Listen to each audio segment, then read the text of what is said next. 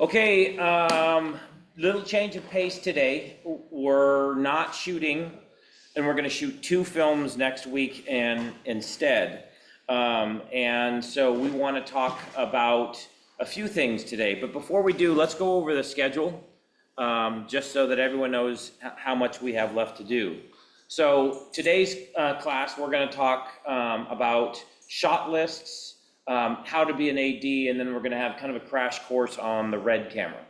So if in that order, so I'm hoping if you want to stay for the Red, that'd be great. Then next week, John B. wrote a screenplay, Sleep Paralysis, for John C. to direct. So we are working on that shot list now, so that, by the way, do you have any idea who the AD is? Okay, we're gonna have AD training today, so I think Tim knows who that's supposed to be, but. I think Tim asked me if I wanted to AD for it, and I was like, well, I want to learn how to AD first. Okay, we're gonna have a whole session on that today, so, and we have to make sure the shot list is in better shape, because I heard there were 54 shots, which is way too many for that. Okay, the following, oh no, then on Saturday, we want a very small crew for Under the Skin. It's, the reason why is it's a woman in a doctor's office, a dermatology doctor's appointment. And so our actress is gonna be partially naked. And so everyone has to be outside of the set. Marty's going to DP, so she can be in the room, and so the rest of us will be behind a screen. So, and we'll be shooting in the nursing building. So, oh, and Sleep Paralysis on Friday will be at my house again. We're gonna use that same bedroom that we started with last Friday. So that's next weekend's two shoots. The week after that, Tony is directing the Marty show. And you'll all see Marty in a minute, because she's going to be talking about how to AD. And it will be shot, I think, almost exclusively in the TV studio, although we might go to get a large arena-like area. So I don't know if it's gonna be SS214 or the theater, but we need it to look big and then have just a couple of extras in the theater.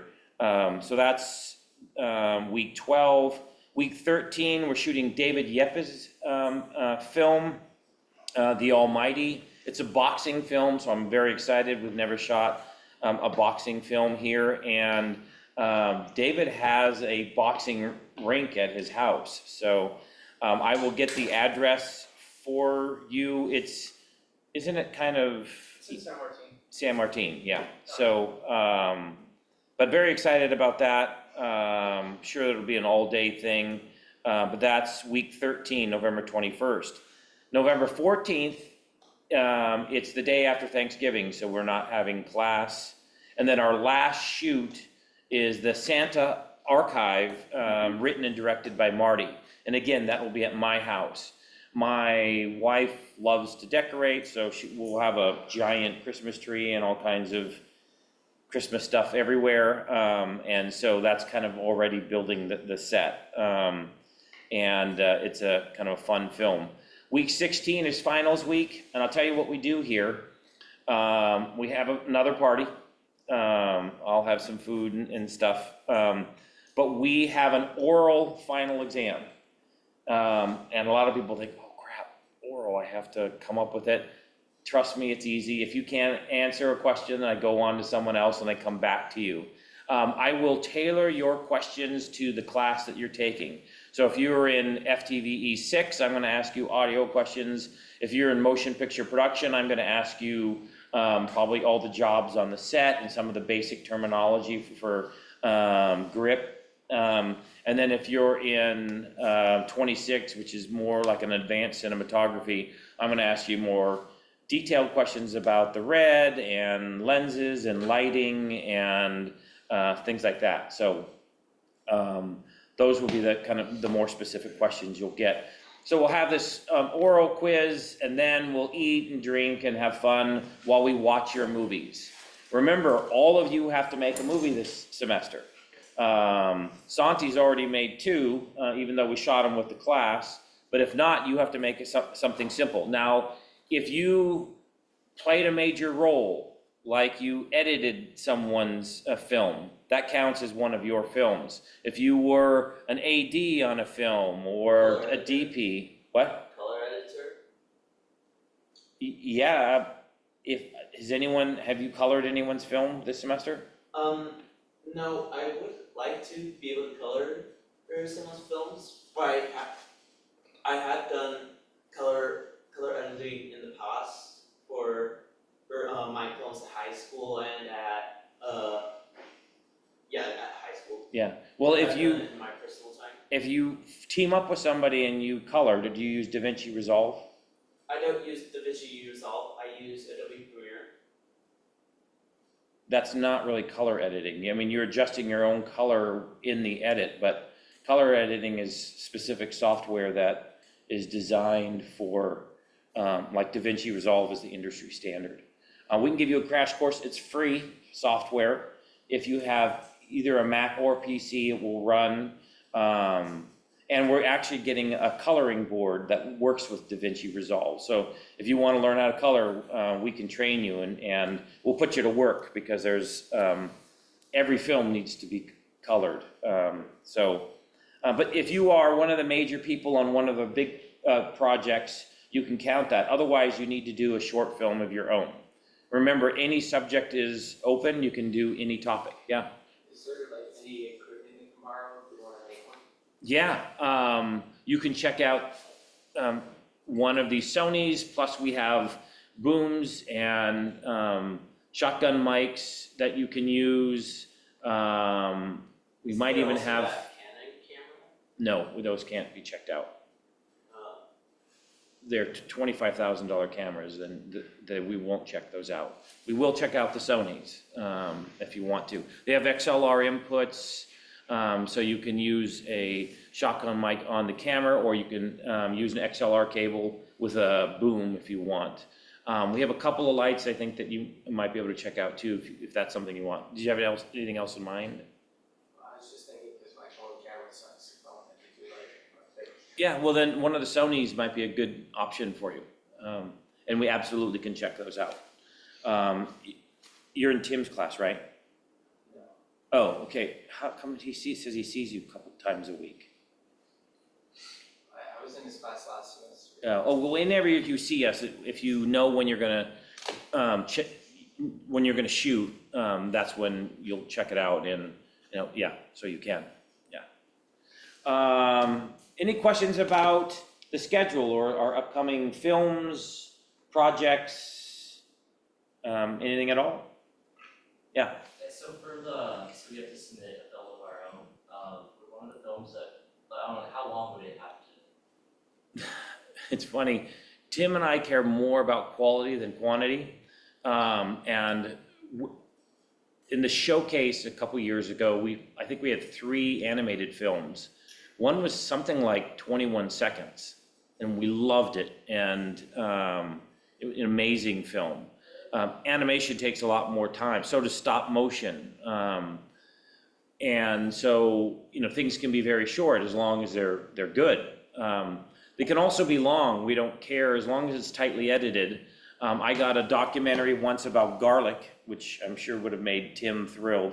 But it was about an hour and 20-minute long documentary.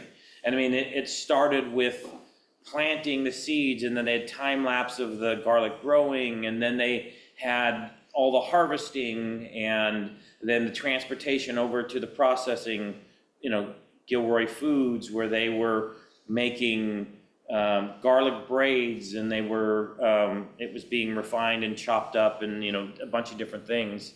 And then they had footage of the garlic festival where it was being cooked, and then people even eating it and stuff like that. So it was this long documentary, just garlic, and it was cool and really well done. And so 21 seconds to an hour and 20 minutes are the 2 examples I gave, and anywhere in between. No limit on subjects, any kind of film you wanna do is fine. The one thing that Tim and I think don't love and would advise you to not do, is, doing things within video games, like creating characters in video games, and it's not really filmmaking, it's more like game design or whatever, and which might be cool, but not really for this class. Now, if you filmed yourself playing a video game, like in, I don't know if any of you have seen The 40-Year-Old Virgin, but they have people playing video games and they're doing dialogue, they're talking as they're looking at the TV, or something like that, or somehow the video game comes alive and comes into the room or something, would be great. Difficult to do, but you know what I'm talking about, where it's generating the image. It's like the computer's doing the work, and so kind of don't love those films, and would hope you don't want to do that. But come sit down. You don't need to stand. There's lots of seats. So really, anything you want to do, you can. And is it okay to like kind of double dip like you would film making for a class? Absolutely. It's one of the great things about being in any one of our, if you take a second film class from Tim or from me, you can use them. So even if you're in any of my film appreciation classes, you can use the film that you make for this class for that class. If you're in Humanities 4, which doesn't require a film, you can turn this film project in for extra credit. So we totally allow you to double dip. Only this semester. If you then take another class next semester, you can't use something that you've done in the past. But any class of ours that you take now, you can use it for both, or 3 or 4. So it pays to work hard on one and then get a good grade in all those classes. So, any other questions on the schedule or anything, upcoming films? Can I use the film that I'm working on? Absolutely, for everything. Not that you need it, but you could use it for acting. The acting scenes you do could actually even count. You did a scene from School of Rock. There's a project. You did, what was your other scene? I did Blade Runner. Oh, Blade Runner, the Tears of Rain. Tears in the Rain. Tears in the Rain. Those 2 scenes, and now you have a dialogue coming up. All of those are not that you needed it at all, but if you wanted to, all of that stuff can count for other classes. Cool. Any other questions, scheduled projects? Okay, let's talk about, I don't know how many handouts I have. You know what? No one's on the class now, so I will have the handouts that I'm passing out in class on this week's page on the class. So you can refer to that when you're hearing us discuss these things. So first, let me give you this. There are 2 separate things on this sheet of paper, front and back. One is terms, the other is the actual shot list for Under the Skin.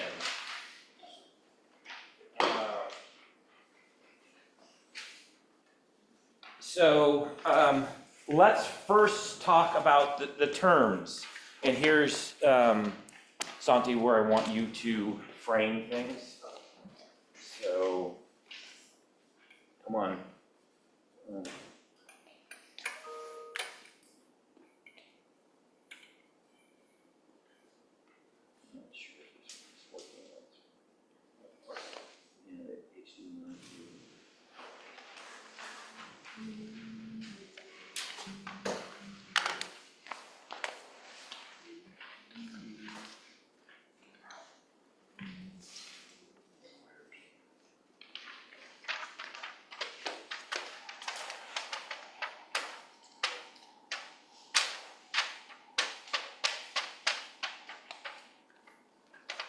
Is it visualize it?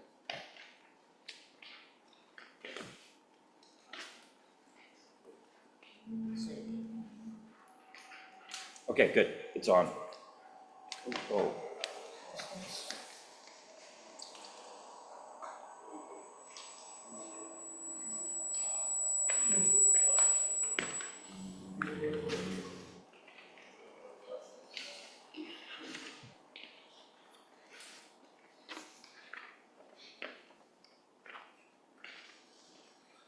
Okay.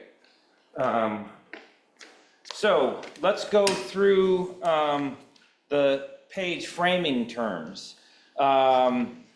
These are terms that we're going to use a lot so that directors, cinematographers, the DP, and the AD can all be on the same page when they know what we're shooting.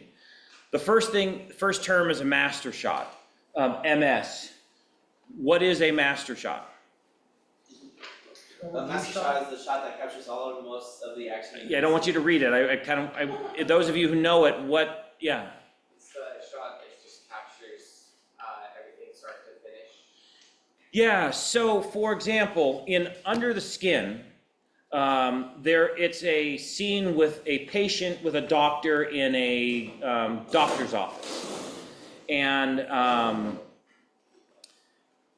there are two people. And we can have all the way from when the patient walks in until the doctor walks in and the whole examination and they walk out. One whole shot that captures the entire scene. That would be the master shot.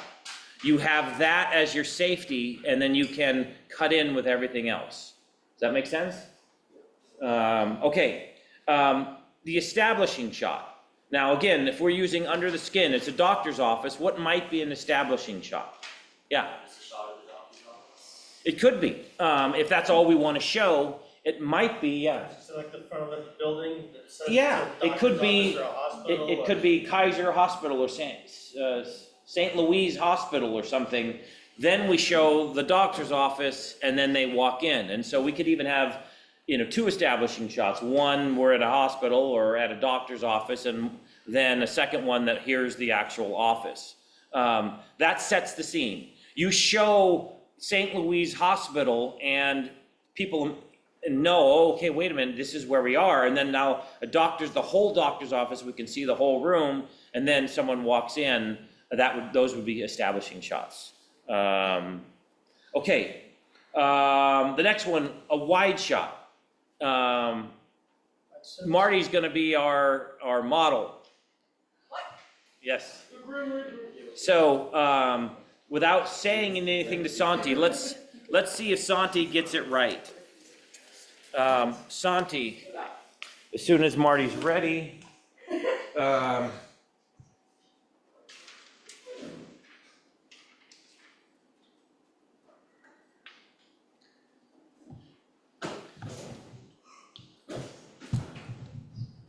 actually curious why a lot of movies are shot on a widescreen instead of a full screen. Guess it looks more cinematic. I mean, like, if For you were to widescreen. shoot on a full screen, you could have the option of adjusting the aspect ratio to that of a widescreen in like post production. Like, let's say. let's first go through the terms. So, this is a little unfair to Santi, because he has a prime lens on. By the way, there's a term we should know. What's a prime lens? It's this type of lens that you use. Like there's a 16, 35, or 70 millimeter lens. Like 70 millimeter is like a lens that captures a lot of stuff, but the shorter the lens gets, the more close up the shot becomes. Like The say opposite. You're on the verge. Yeah, Santi. So a zoom lens, basically it's more for like running and gunning. You want a series of shots pretty quick. Prime lenses, you can't zoom in, but they are a sharper image. They do give you a more crisper image. Zoom lens, because you're switching millimeters, that glass will constantly shift and change. It's not gonna be as sharp as a prime 35 or 50 or 70. Everything you said was exactly right, except that doesn't really define what I want for a prime lens. A prime lens is one focal length. A zoom lens is a range.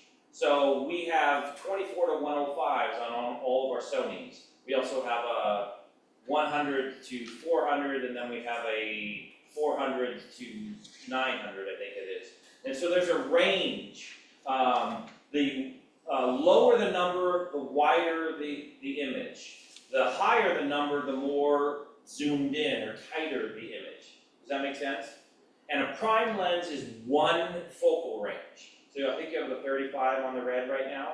That's one distance. And so if I am 12 feet away, all I can get is a cowboy, which we'll explain in a minute. But if stay farther away. We're looking for a wide. What is the definition of a wide?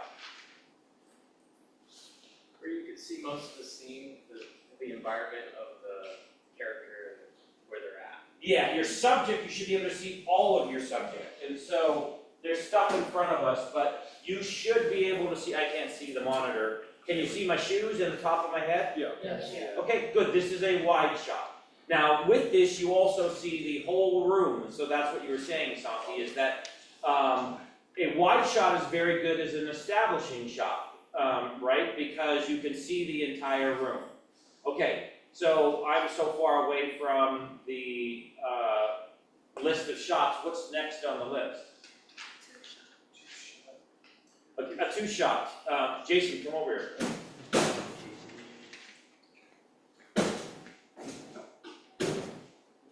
Okay, so this, no, you don't need to move the camera. So this is a two shot. Both of us are in it. It simply means that there are two actors who are in a scene. It can be a wide, or it can be a much tighter shot. This is still a two shot. How's your day? Alright, good to know, alright. This is a two shot, okay? Stay there. That's a single. And this is a two shot. It's all there it is, but when we use that terminology, we'll say here's a single of Jason or a two shot of both actors. Make sense? Okay, then after the two shot, the cowboy shot. Yeah. I do have a question. Yeah. So for more subjects other than, so more than two subjects, is it still called a two shot or? No. Okay. What do you Yeah. call it? You might have a wide of the group. It's just a Two-shot? wide. And I don't know, if you had 3 or 10 or 100, it's a wide shot where you're capturing a lot of people. But quite often in film, you have, say, 2 people talking. And sometimes we have, I didn't even include, there's some shots in here that I didn't include.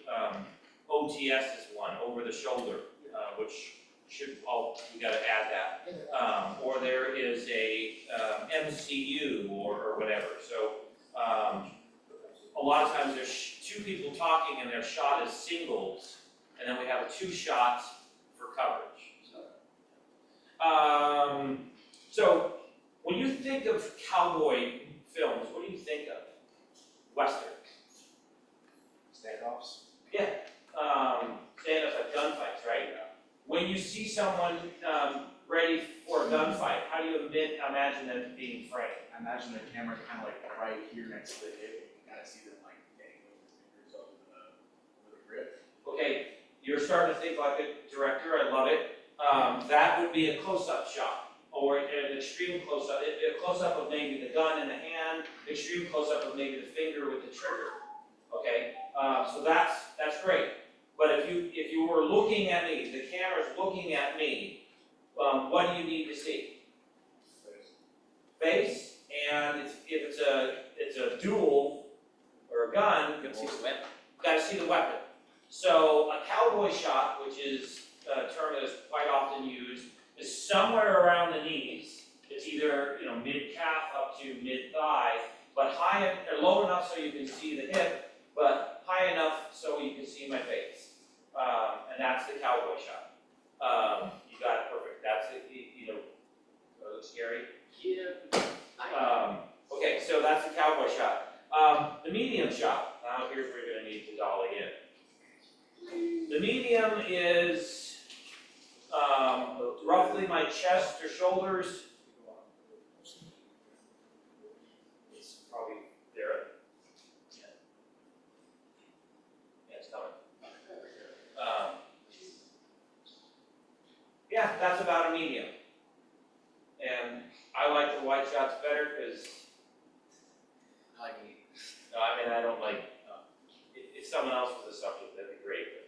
But, that's why Marty's supposed to be here. Yeah, Jason. Yeah. So here's our medium. I would probably even go a little tighter for a medium. Yeah, about there. And it's weird because, let's take the camera up. Jason's so tall that it ruins everything. Yeah.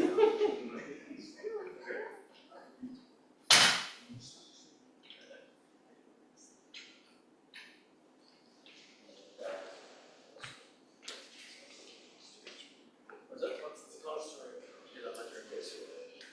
The double ring. Jeffrey Dahmer. No way.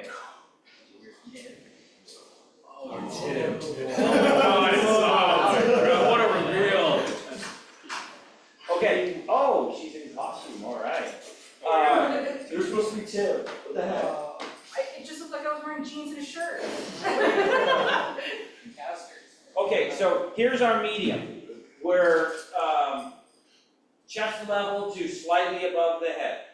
That's our medium shot. MCU, medium close-up shot, is next. And that is tighter. That is kind of the shoulders and the head. This MCUs are used a lot. Quite often we use these. And it's abbreviated to MCU. Now, a close-up.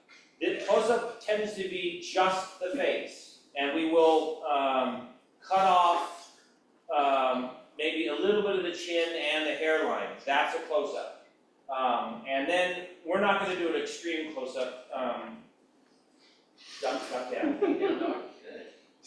Yeah, so it's hard to focus. We have a macro lens that is designed for extreme close-ups. But this is focusing on his giant nose, or his eye, or his pores. Oh man, you need to shave your nose hair.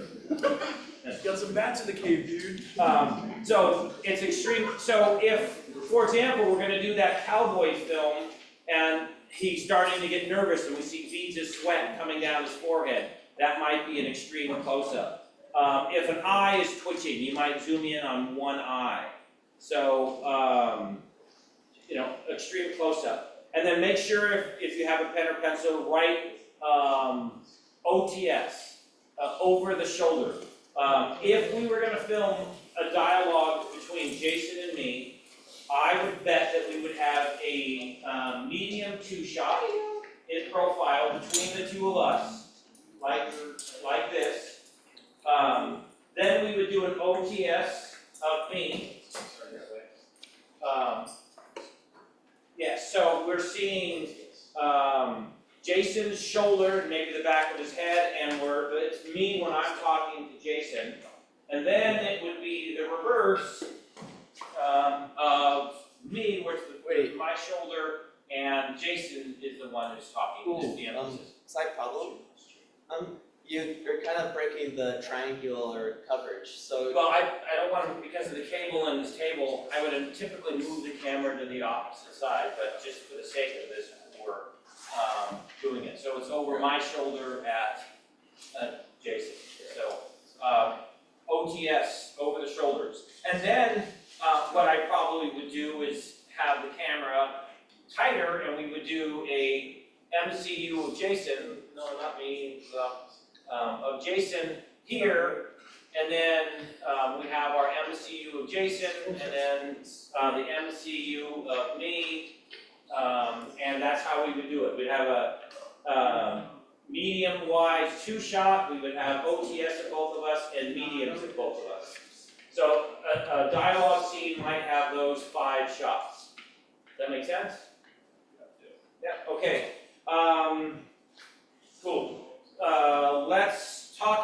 types of shots that we're doing this semester. Someone new, tell me, what's sticks? Tripod. We tend not to use the term tripod, we'll say sticks. It just means, like, the Sony right here is on sticks. It's probably the most common shot that we have, because you can pan and tilt. It's easy, you can go up and down to adjust. And so sticks is very, very common. What the heck is a stubby? Somebody. Anyone know what a stubby? Yeah. Yeah, so as low as that tripod is, that both of these tripods, that they can go, don't adjust that one. But they can't always go low enough. If I want to look dominant, and now you can move it. Tilt up for me.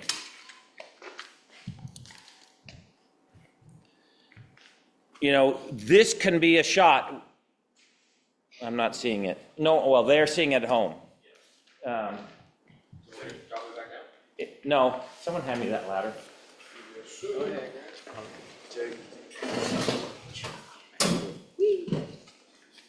Okay, so actors don't always get a stand on the ladder, or sometimes we don't want to see the ceiling or whatever.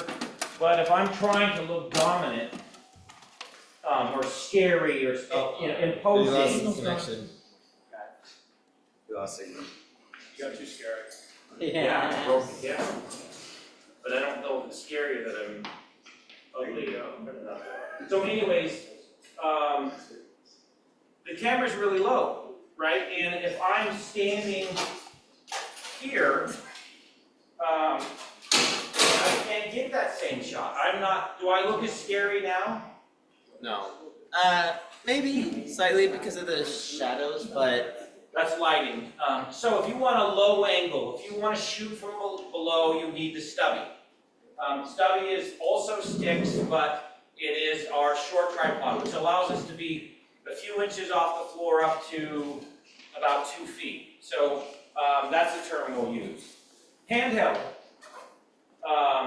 just off the tripod, off the Steadicam, you're just holding the camera. Why would we use handheld shots? I actually know one example, and that's from like Harry Potter and the Order of the Phoenix. Like they did the shot of Harry chasing after Bellatrix, and the camera was all shaky. Like they could take it off of the camera to like show the intense moment. Like Harry just lost his Godfather series because Bellatrix killed him. Yeah, I don't know that reference. So, but what are some reasons why we would want to go handheld instead of locking it down on a tripod? Show uneasiness, to brain anxiety or action pack. You are way ahead, and that's all good reasons. So we often use them in fight scenes to show the tension, or scary films often will have that, in intense films, handheld, that shaky or unnervy feeling. Like the lost footage kind of thing. Yeah, found footage. Yeah. Someone else said something? Just to have like more control. Yeah, and freedom. I mean, if that's the camera we're using, it's been already difficult. I've had to stand on a ladder, I've had to, switch places with Jason. If it's handheld, he just walks and no problem. Being handheld makes it a lot easier and more free. With your phone, you can walk around anywhere. You can pull your phone out anytime and shoot. You can't do that necessarily if you have a tripod or other things. So that's part of it. And then there are some reasons. What are some drawbacks, problems with shooting handheld? You can't really capture any visual effects on handheld cameras. Yeah, so now you're thinking that's way more advanced. It's motion tracking gets more difficult if it's handheld and shaky. If it's too shaky, have any of you seen the Blair Witch Project? It's Halloween. 2 of you? Homework, go see it. Except that I heard it was an independent film that grossed, I think it was something like $500 million. Very, very successful independent film. It was a found footage film. And so the only footage we see is what they shot on their camcorder as they were camping, and it's really, really shaky. Well, a lot of people said that they felt nauseous by the end of the film, because it's so kind of shaky and crazy. Also, you know, there's something about stillness, and that seems more professional. So unless you want shaky because of action or you're trying to show emotion or intensity or something, handheld is not always ideal. So, Steadicam, we've used the Steadicam twice so far this semester. What is the Steadicam? Steadicam is basically a motion rig to help keep the camera steady while shooting a high action scene. It gives you a lot of the flexibility of handheld, but it takes away, it makes the camera look like it's floating. So what it is it's a harness that distributes the power, the weight on the camera operator. The shoulders, the hips, you strap in, and then it has a gimbal arm that absorbs all the motion, and then the camera just floats there. And then you can tilt and pan and all of that. You can move around all you want. Steadicams are becoming kind of the norm. They're most popular ways of shooting films because they make it so very easy and so flexible, and yet you still get the nice smooth motion. So Steadicams are used quite a bit. Were they heavily used for The Shining? Yeah, they were invented for and used for the first three films, Rocky, The Shining, and what was the other film? Return of the Jedi? No, wait for that. But Rocky was, when he was running up the steps, and when they were shooting guerrilla in Philadelphia, didn't have permits, and they couldn't bring the crane, jib in, they did the Steadicam. And then in The Shining, the boy on the tricycles? no, it was a big wheel. He was going on the wood and then on the carpet and on the wood, and you couldn't do that with the dolly because you would have seen the bumps. So the Steadicam, they had it reversed so the camera was down low and it could follow right behind. So it's been around since the mid to late 70s, and very, very common. What's a dolly? Dolly is like a mount, but it could be on rails or I guess a camera mount that is on like a moving object. Like that, for example, can be considered an example of a dolly because it's The wheel, so it's the camera rolls. So we have two types of dollies that we use in our system. Actually, if you count this, it's three. But we have a duty dolly, which we've used a lot. We have a doorway dolly. We haven't used the doorway dolly yet, and I hope we will before the semester ends. It has a huge weight capacity, so the director and the DP can ride on the dolly. It runs on foldable track, and it has. Has anyone used the doorway dolly yet? Each wheel has 1, 2, 3, 4, 5, 6, 7, 8, 9, 10. Is that the big 12. Yeah, 12. 48 wheels that hold the dolly up on the track. But it also has big wheels, so you can not run it on track if you wanted to just go down a street or something. But it is a much bigger rig. It's professional. The duty dolly is what we used last week in the hallway when we had the pedestal attached to it, torpedo pedestal, so it can go up and down. But those run on steel track. So dollies allow you to do nice, even, slow moves, forward, backwards, sideways, or angles, or all kinds of things. The doorway dolly, which is really cool, has rounded track, so you can circle subjects if you want, or go straight, then circle, and then go straight again, or whatever. So There are lots of flexibility, but those are two things that we often will do. Jib, someone tell me what a jib is. We have been talking a lot about moving the camera at one level. But if we want the camera to rise, we want to see the movement of it going higher or lower. You can do a little bit of that with a Steadicam. You can push the camera down or you can push it up. But if you actually want to see movement, you want a jib. The camera can go almost all the way to the floor. The lens about 8-10 inches off the ground. And our jib extends to 18 feet. We keep it at 12, but we have a really big tripod, so we can raise that too. So we have a fair amount of range. I also have a 40-foot jib. We never use it because it takes like 2 hours to set up and an hour to break down. So if you have a 30-second shot, it's a lot of work for it. And so if we're not going to use, if we want to go 20 feet higher, what would we use? The crane. That's what a jib is, it's a crane. Drone, that's the last term. We have a variety of drones in our system, in our program. Most of them have onboard cameras that are 4 or 5K, but we also have a drone that has 8 props and can fly the red. We have a variety of drones. We have some really small drones that we can fly inside a room. We've flown some around the TV studio, gone around lights, etc.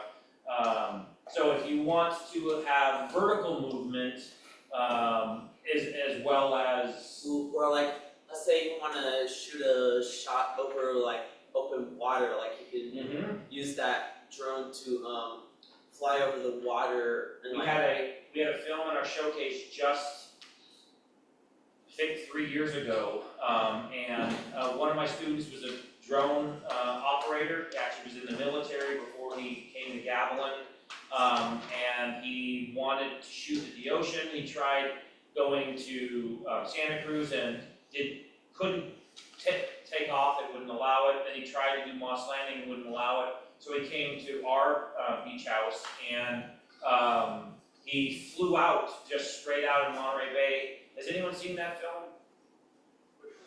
The one, pretty cool, right? I mean, there were thousands of seals and a bunch of dolphins and a whole bunch of humpback whales and babies, and he was able to fly right up close to them. Oh, yeah.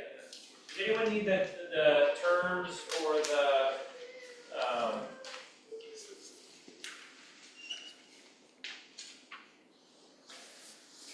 there should be things on front and back. Fredo, did yours have one on? yeah. Okay. So those are the terms. Marty, am I forgetting any terms for framing or types of shots? Close up. We have close-ups there. Master shot, establishing shot, wide shot, 2-shot, cowboy shot, medium close-up, extreme close-up, OTS, over the shoulder. Yeah. And then I talked about stick, stubby, handheld, Steadicam, dolly, jib, drone. Okay. Anyone have any questions about any of these terms? Okay, Marty, come over. She won't kill anybody, I promise. Unless you act in one of her movies. Yeah. Okay. I still tap this room. You.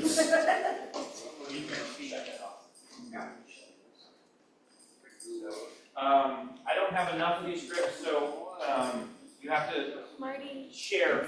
2 people share scripts. if you're going in a car, what would you use? Like, Car mounts.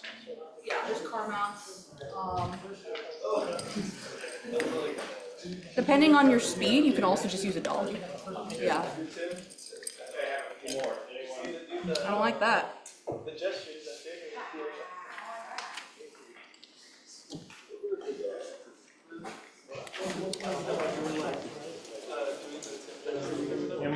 need one, you need one. Yeah. Okay, Grant, I'm gonna need you to stand up here and actually like direct some questions, because I'm not a lecturer. Okay. So,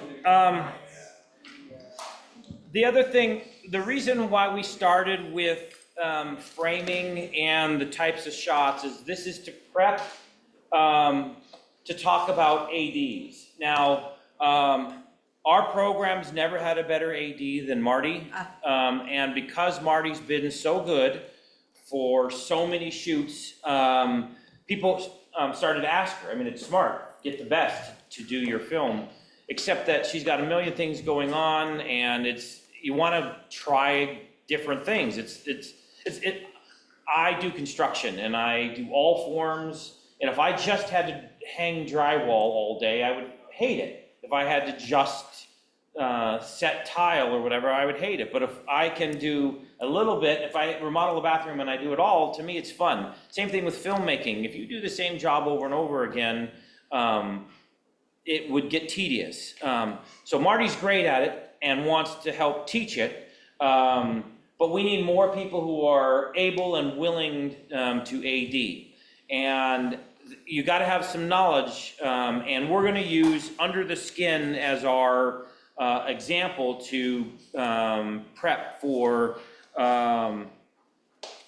the how to be an AD. And so I've done the shot list already, so you can see this.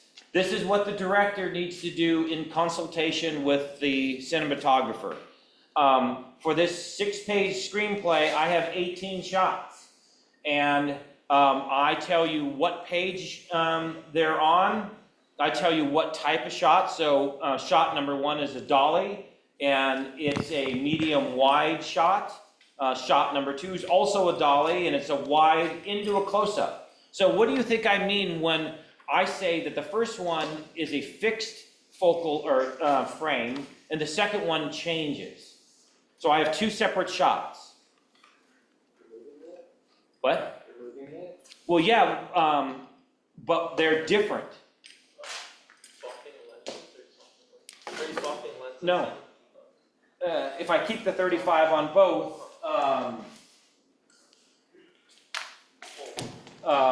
so one, if you're my subject, one I might be going this way, Okay. and you stay the same. You stay at a medium wide. Oh. The other one is a wide into a close-up. So I'm dollying at you. Does that make sense? Yeah. So, Camera movement. yeah. So on page 1, we're going to start with a dolly that dollies sideways, and then the second one we're dollying into the subject. Now, shot 3, it sticks. It's on a camera, it's fixed, and it's CU. What is CU? Close up. Close up. So now I am on my subject up close. So Sarah's our actress. It's going to be her face. All we see is her face. The second one is a medium shot. They're inserts. That's a term that just means another shot of MOS. So it is things around the room, like what's in a doctor's office? Stethoscope and cabinets and all of the things. So we're going to have a series of inserts while she's waiting. She's looking about the room. So anyways, you can see all of the shots that we've come up with that we want for this scene with the doctor and the patient in a doctor's office. Is there any way to get your screen thing? 'Cause I know you're doing that.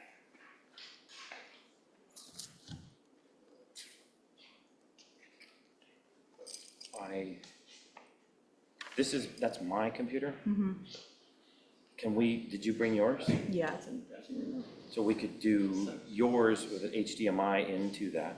But mine also doesn't have an HDMI port, it's just USB-C. I've got another one. Okay. Pretty sure I do. That works. Look.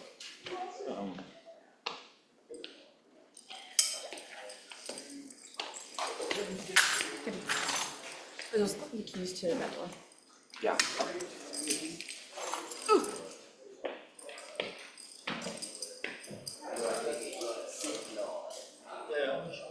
Or, wait, that's it, your aunt. Showing the different types of shots. But that's everyone's saver though. No, this is it. No, that's not Antis, that's Obi-Wan. Well, this is Anakin for you. No, that's Obi-Wan's saver. Here. So Alfredo, you become a Sith Lord now? I guess so, for the day, yeah. Am I missing a costume ball or That is something? I might execute order 66.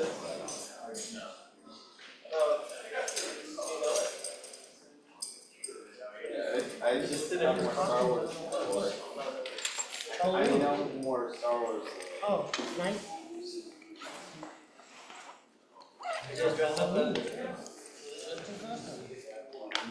Maybe a shot to one.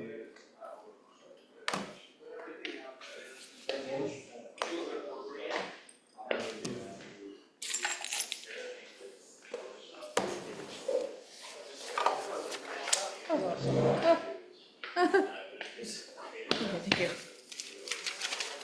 Thank you.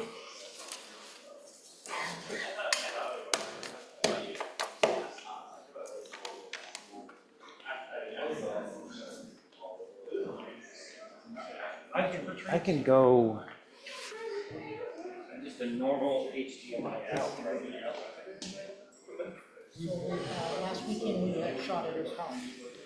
Mr. Grant, if I'm not mistaken, this camera, this setup is technically not just a dolly, but it can also be a stick since it has those, those brakes. Yeah. So technically, you can use that as actually a combination of both It's originally supposed to be both dolly and stick. When you have a nice clean surface, or that one's yours. Yes. And so, Down the street from the shop.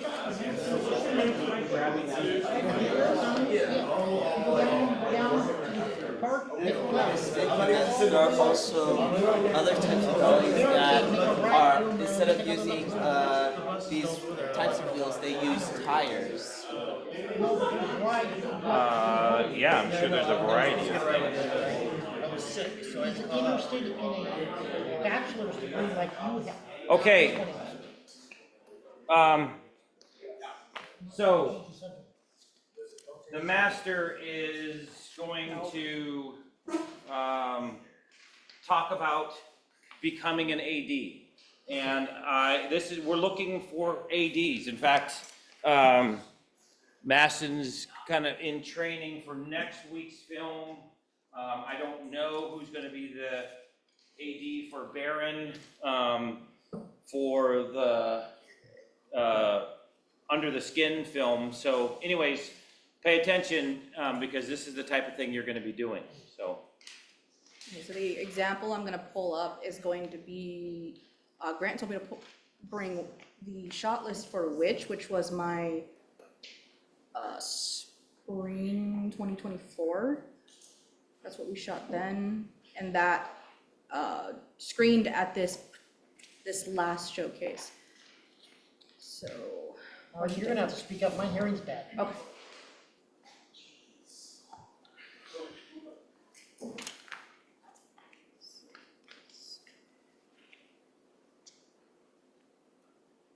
Okay, showcasing. Okay. So this is just an example of my schedule for which. This template has, it's kind of, it looks like a lot when you look at any schedule for a film. But once you actually get the hang of what each column is, it kind of speaks for itself. This first column, agenda. So this is where I just kind of put what exactly is going on. So actually, let's just look at a clean one for now. That way we can come back to this once this is all explained. So this is blank. This is completely clean, ready for a new schedule. Ideally, I would have the shot list while I am making a schedule. This is the shot list for which is explaining in detail what that shot requires. So ideally, a shot list will tell me, you know, who is in it, what are we seeing, what type of shot is it, which, if we're using multiple cameras on set, which camera ideally will shoot this shot. What angle is it? Are we low level, high angle, eye level? What is the movement? Because the movement, knowing the movement as an AD will also tell you the cameraman is probably gonna need practice too.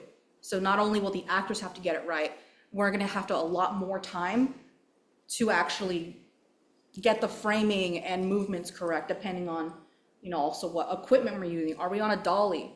Will we have to have a lot time to set up the dolly?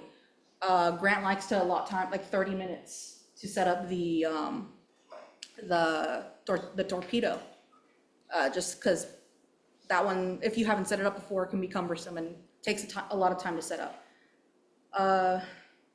Lenses, so lenses are good to know because that'll also tell the AD, do we have a lens swap? Cut in a couple minutes to do a lens swap. Sound, do we need sound to be ready for this shot? Notes, just being kind of the exact description of what is happening. This is just nice to have. If you have a storyboard, this will let not only the AD, but also the DP, because they have the shot list. The shot list is the DP's baby. This lets them know what are they shooting. So that's just kind of nice. So I did a storyboard for which, and I included each shot like in the shot list itself, so that way my DP could actually take a look at it and know what they were doing. And then I've got AD notes here, so that's just for your convenience as an AD to know what you're gonna have to, if there's any like specific logistics of having to schedule this shot. So with all of this in front of you, and then there's some other stuff here that I typically don't use. The DP can write his own note, their own notes. If there's makeup or special effects, they can write their own notes. And then this is just Studio Binder's way of scheduling on the shot list. I personally don't use this, but if you look up Studio Binder's shot list, that is another way that you can calculate how long a shot might take. I typically kind of just feel out the shot. After some time of scheduling different shots, you'll get kind of a really good idea of how long everything will take based on all of its factors. But if you're just starting, I think Studio Binder's calculator here, how long is that shot in the script? How long is it gonna take to set up? How many takes do you think it's gonna take? So their calculator is pretty good if you wanna start like, not starting, if you don't yet have a great idea just mentally how long something might take, I do recommend this. Yes, Santi? So that's the one that always kind of like stumps me is the script time. So that's pretty much, you like better explain that. Yeah, so with Studio Binders specifically, they have it in minutes, which just always kind of confused me too, because single shots don't usually last minutes. Sometimes they're seconds. So if I want to throw, like maybe this is a 30-second shot, so I'm going to put 0.5. I'm going to say setup time, let's say 30 minutes. It's a big setup for a 30-second shot. Okay, that's a 30, it's on the paper. And we're going to say, since it's a complicated shot, I think it's going to take like 5 takes. So you see Studio Binder's calculation here says that this shot will take 58 minutes to shoot on your schedule. So the script time column, it's a little weird because I never really put anything bigger than 1. Because we don't really shoot shots that are longer than a minute, if anything 2 minutes. But that's kind of just up to your discretion. I know that there is also on the script, if you break it up into eighths, there's something called eighths. That, an eighth, I believe, is like, how many seconds of a script? I don't remember what that is. Eighth of a page? Yeah, like the eighths of a script is like, you break up the page into eighths, and that's a certain amount. Like that's 5 seconds or something, I don't know. I think it's, yeah, Something close to between that, 5 and yeah. 10, 7.5. So there's a little bit of mental math that you'll have to do with Studio Binder's calculator here, but it's kind of an estimate. You don't have to be absolutely exact. You can even go over and say like, this is 1 minute. Sometimes I'll just put 1 minute in all of these, and it'll overshoot a little bit how much time it'll actually take to kind of help me out. But this is just one resource to help an AD figure out how long something might take to shoot. After some time, you really won't need this. So that's the ideal shot list to give us an idea as ADs, how we'll want to start punching things into this. So actually coming into the production schedule, obviously we've got the shooting date. You want to make sure you fill out everything, who the director is, so we can actually like, under the skin, director is going to be Baron. Producer is, we like to put Grant. DP is going to be me. If there's more than one shooting day, then we say either 1 of 2 or 1 of 3 or whatever. I think there's only one shooting day, so we're just gonna put 1 of 1. Call time is going to be 10 a.m., correct? Yes. Okay. Now, this is usually reserved for actors, since crew typically will all show up at the same time. But if for some reason you have crew showing up later, like maybe they've got a hard out or a hard in where they can only show up and have to leave at a certain time, Explain so. what that means, hard out. A hard out is if somebody on your crew or an actor absolutely cannot stay past a certain time. So that is absolutely vital for you to know as an AD, because that is something that you have to write on your schedule. Say, actor, your main actor has to be out by 2. Sarah, for this project, Sarah has to be out by 4. She has to be out, so Sarah has a hard out. So that would be something that you would write down somewhere. I personally have and I don't want to get into too many documents here, but I'll just show it to you real quick without having to, like, this is my actor availability sheet. As ADs, you can do this however you want. This is just kind of how I do it. Writing down somewhere what your actors' availabilities are, so you have that in mind when you're making your schedule.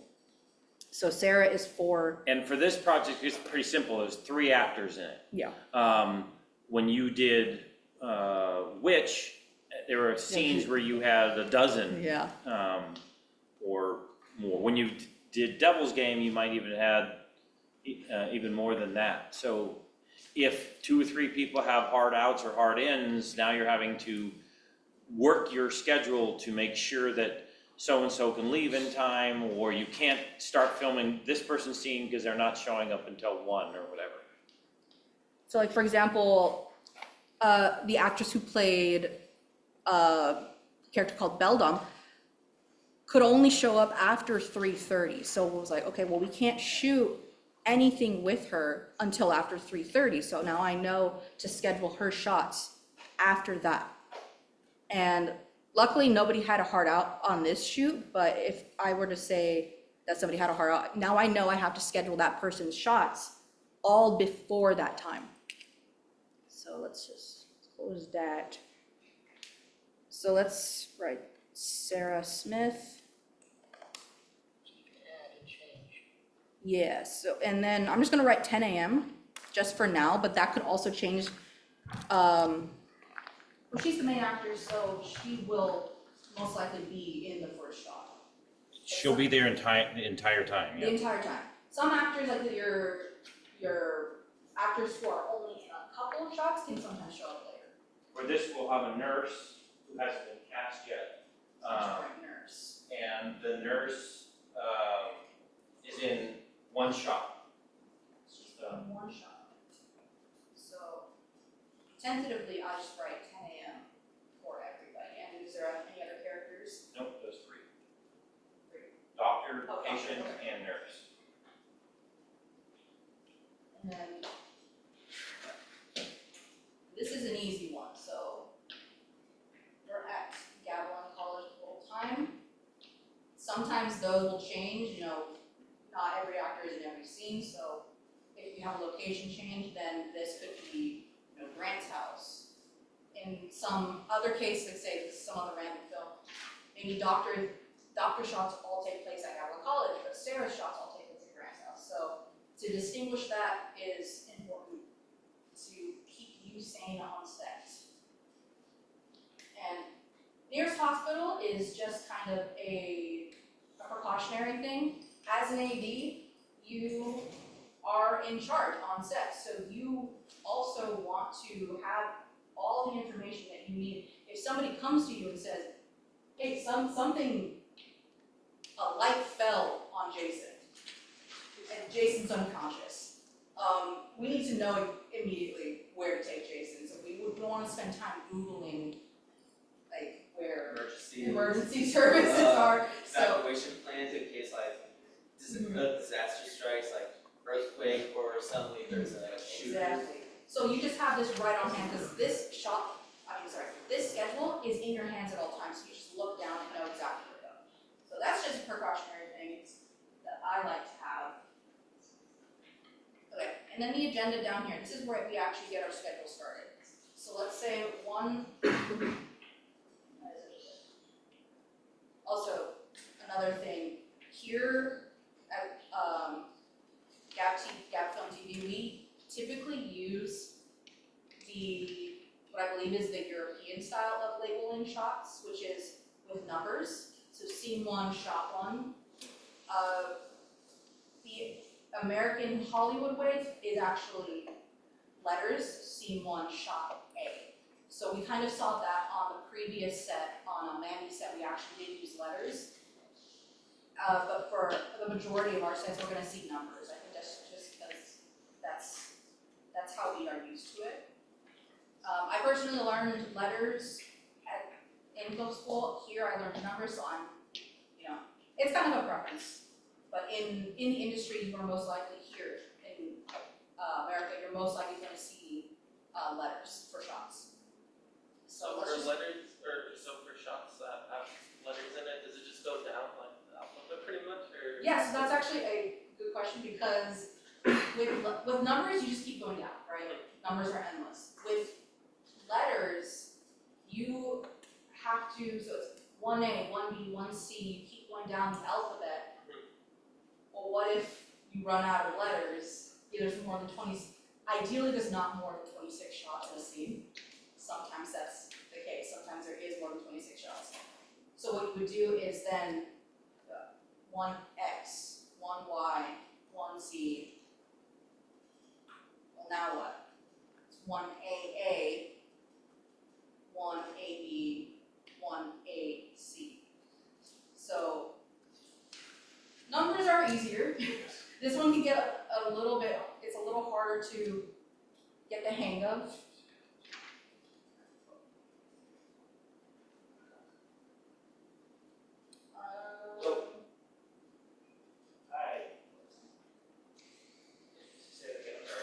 Oh, and with letters, Sorry, I didn't hear what you said. you actually have to skip Yeah, I'm well reading these. I and O. Can anyone tell me why you have to skip I and O? I was like 1 0 class. Because they look like numbers. That's literally it. It's just like Great, we'll do it. on your shot list and everywhere else, and written anywhere, that could accidentally look like shot 11 or shot 1 or scene 11, and it can start confusing people. So any letters that look like numbers, you skip them. But that's just kind of how to label your shots. Okay, so agenda. As we go into the which schedule, I have them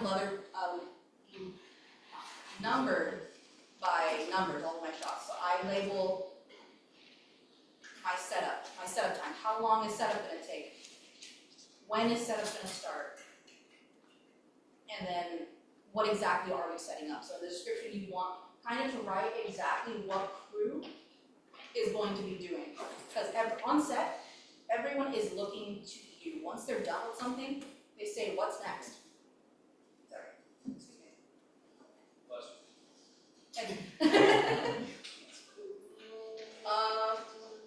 And when you're asked, okay, what's next? You don't wanna be shuffling around, kind of like not knowing what your answer is. You wanna look down and immediately see this box at the time that it is and say, now we are setting up a close-up on sticks so we can shoot David's introduction shot as he walks towards the camera menacingly.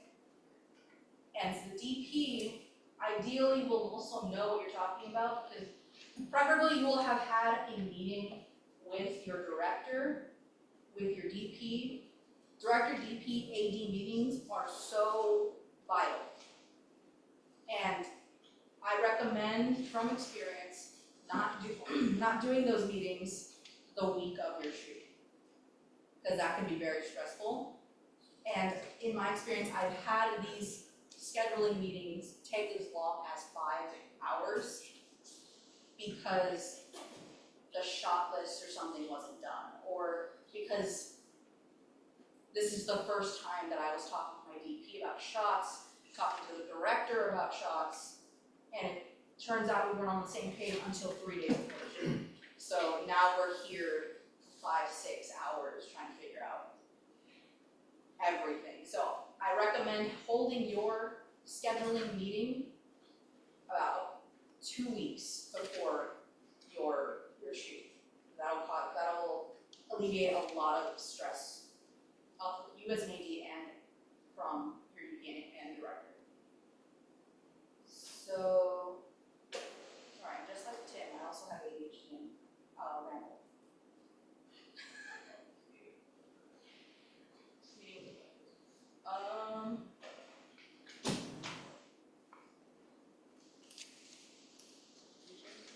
Okay, so let's actually start putting in shot lists.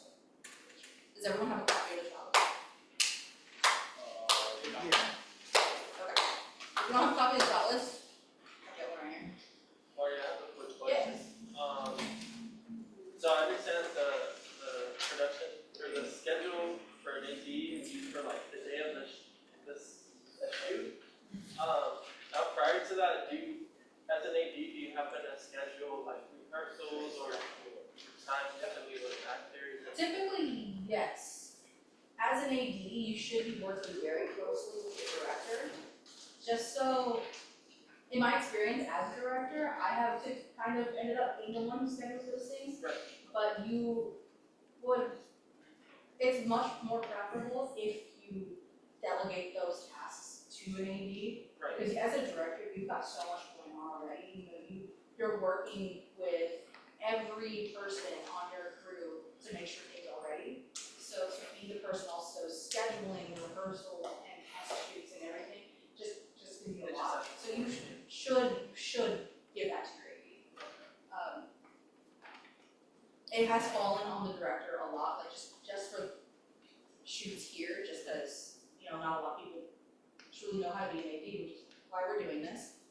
The director has typically had to. So we want to change that. We want to be able to delegate some stuff to the AD where it needs to go. So with the shot list, we can start kind of punching in some stuff. So let's say shot. I'm gonna assume this is one scene because it doesn't look like he labeled different scenes. So Is this one seen? yeah. So we're just gonna go and assume this is one scene, which actually makes it super easy. So everything here is then gonna be labeled 1 dash something. So this is 1-1. So this on the description, we have the description on our shot list, so we would just essentially if we had this in digital form, I would copy and paste the description from here onto my schedule. So I'm gonna be Dolly, the action as Sarah and nurse enter.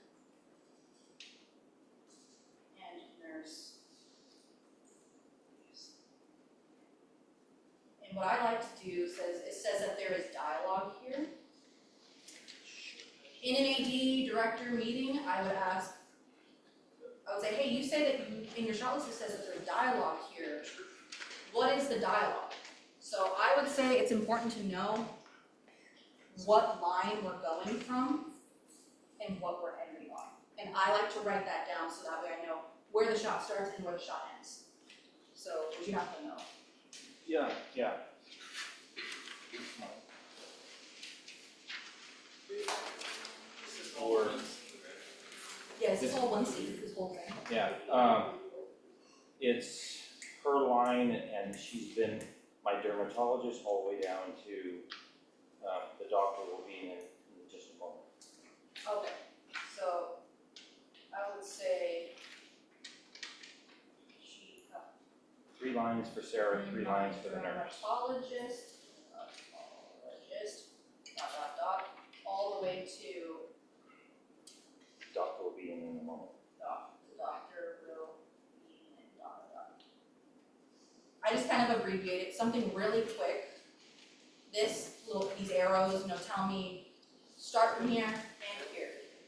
So when I'm looking at the schedule while I'm on set, I know exactly what's going on. And location, so that's kind of what my descriptions look like.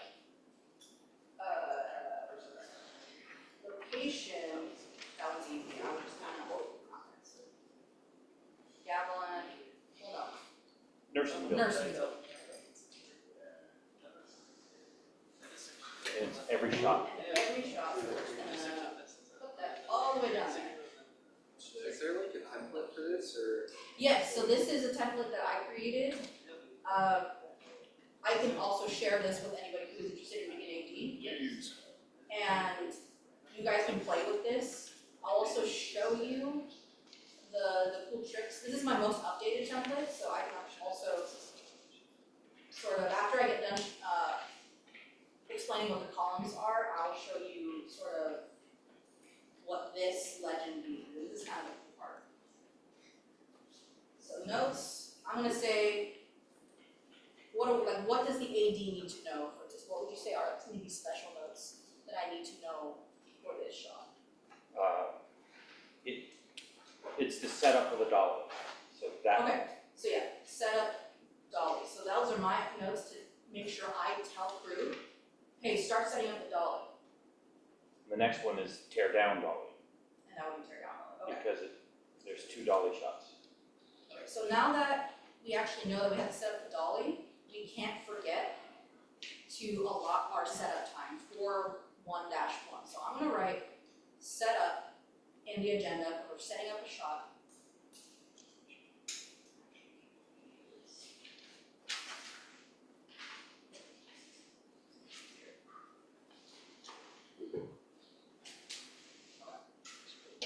So, in my agenda, set up dolly. Special notes could be like, make sure actors get into costume while this happens. These are just special notes for you to understand what's going on, what people need to be doing, kind of your brain multitasking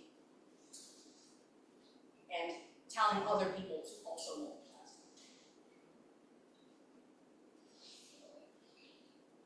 And if you notice, this one's not as noticeable, but I typed in setup. So that actually made the row white. It's not noticeable because it was already white, but watch also what happens when I type in shot.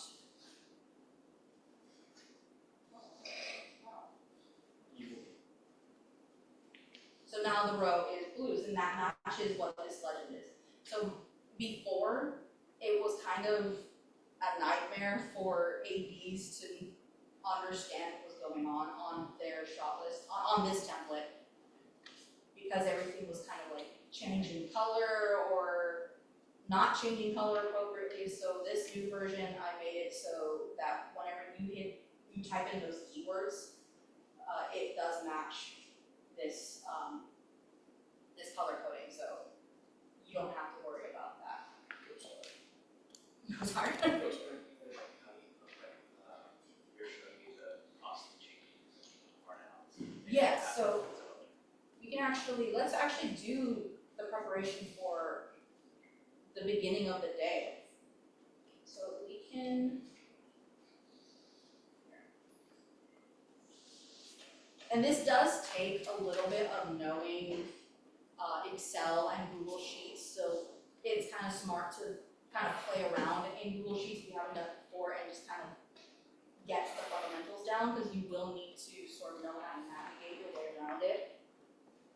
But this should also be some great practice for those who have maybe touched Google Slide or Google Sheets before.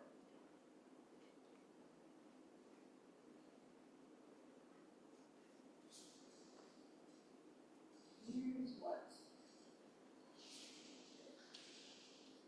I don't want to get too in the nitty gritty of like what formulas are.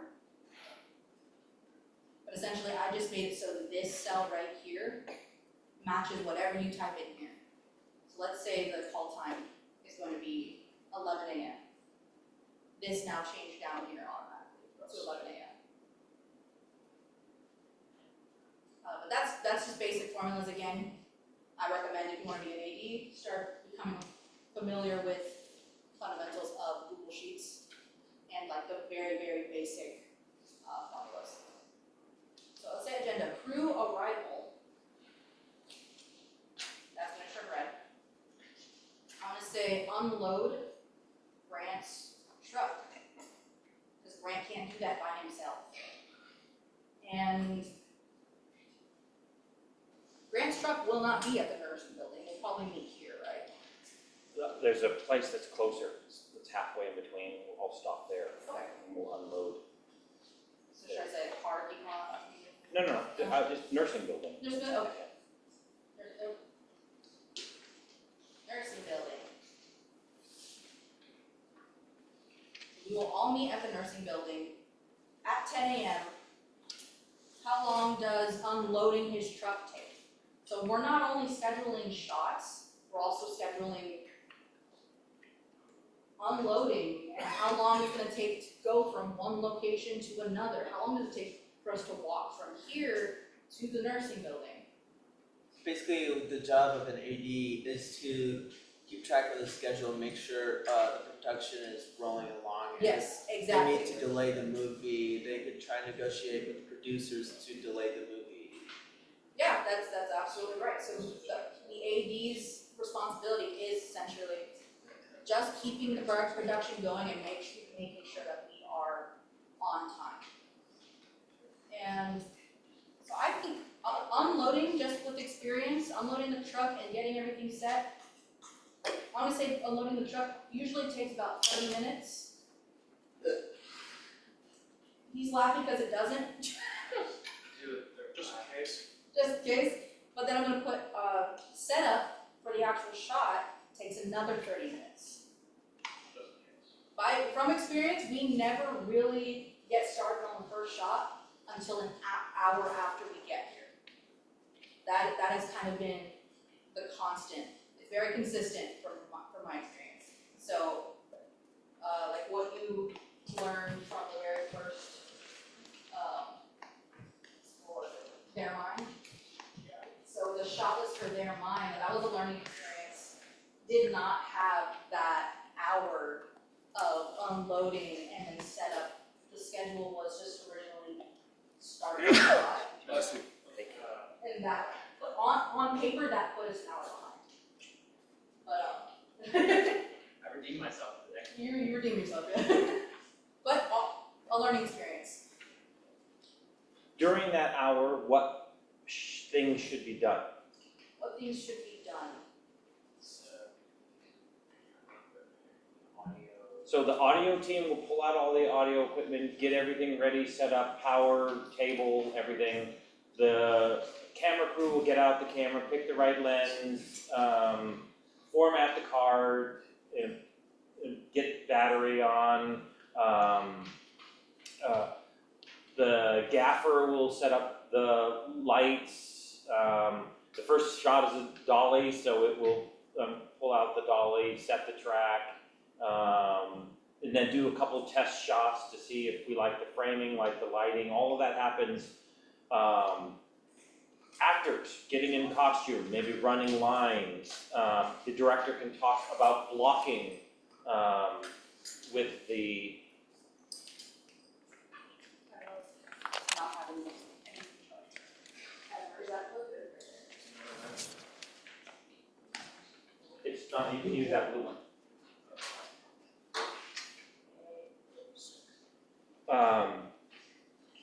So all of that, so the actors are ready, the director's ready, the camera crew are ready, the audio crew are ready, the lights all look good, so that when the shot is, if it is said to be 11, no later than 11 we are shooting.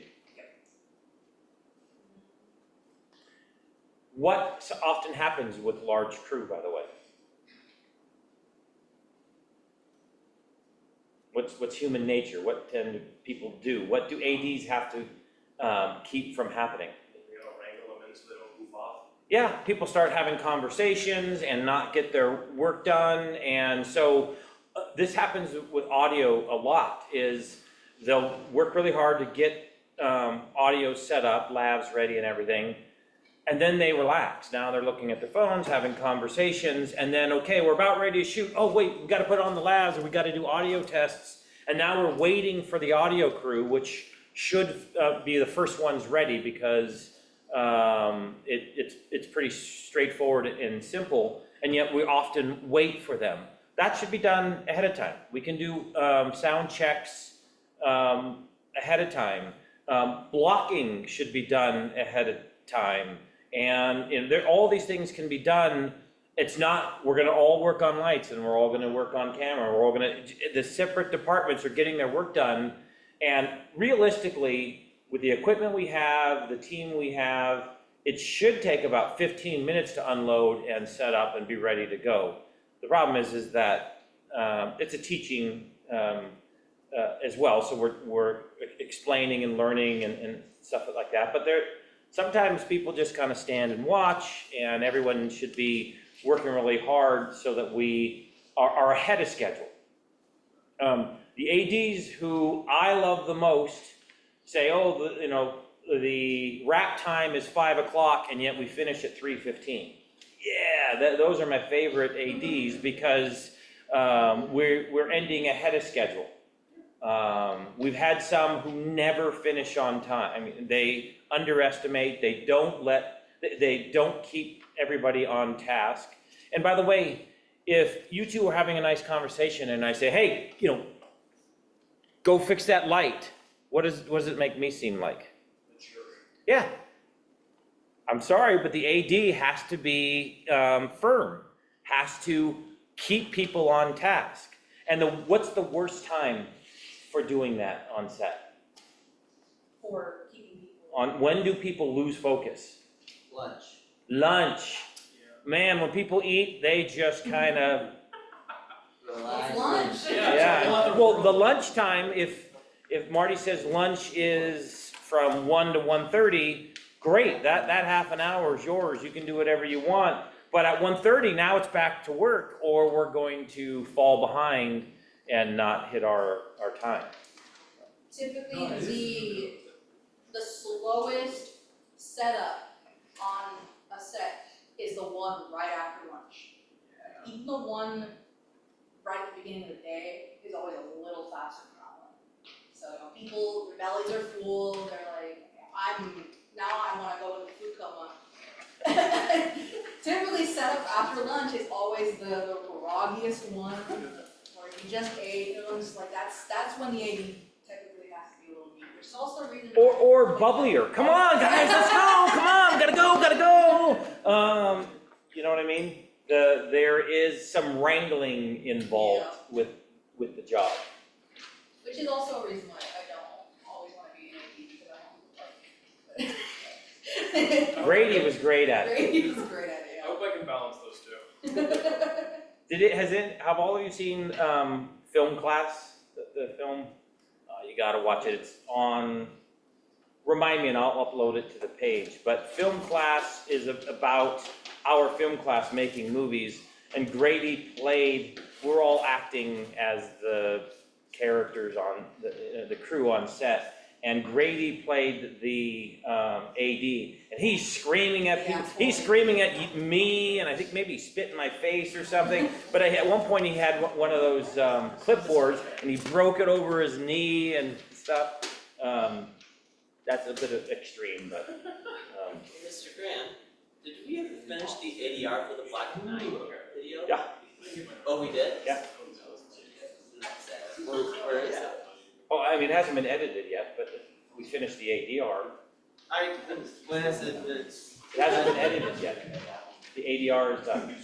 Does anybody have any questions about the sheet so far? I don't know if One question. yes. So I noticed you don't use any suffixes.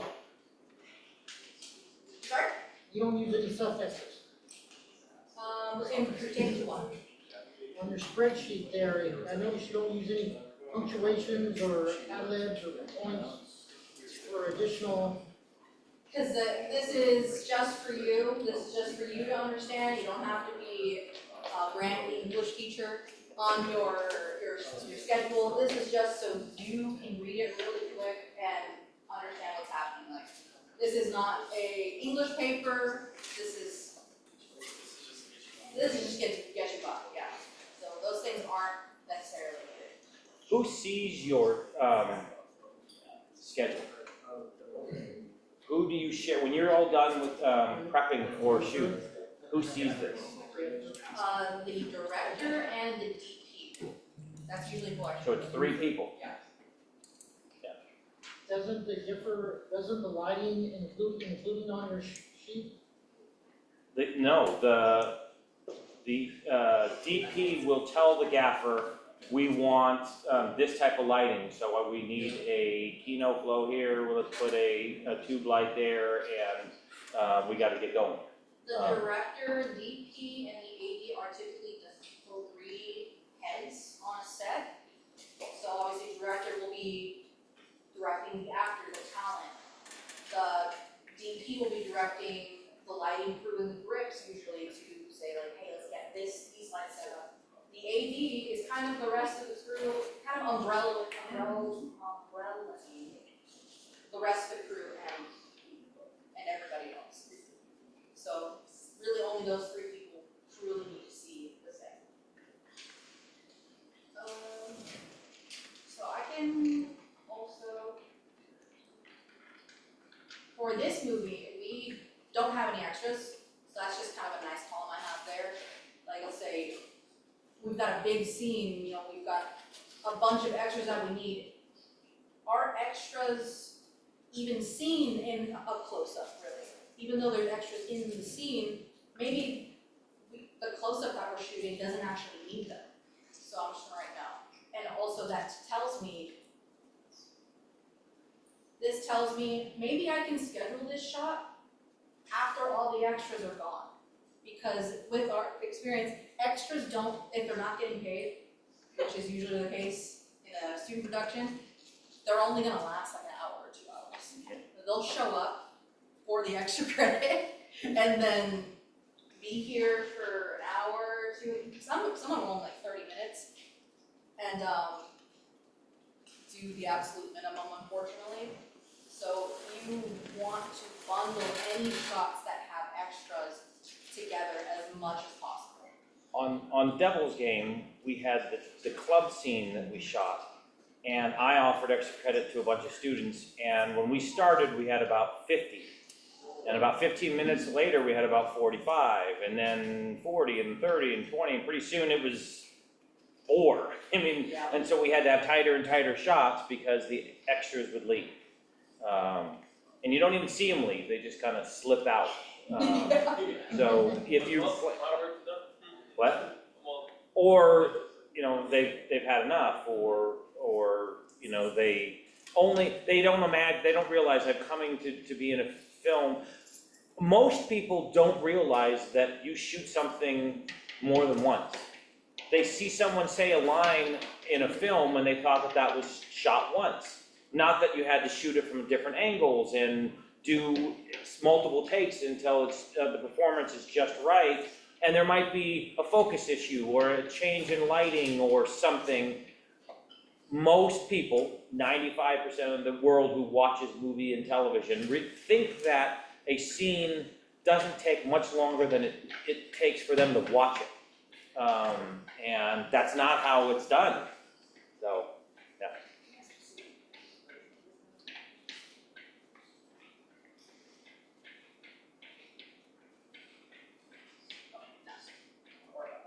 So this is the schedule that, for the day that Brent was talking about when we had all the extras.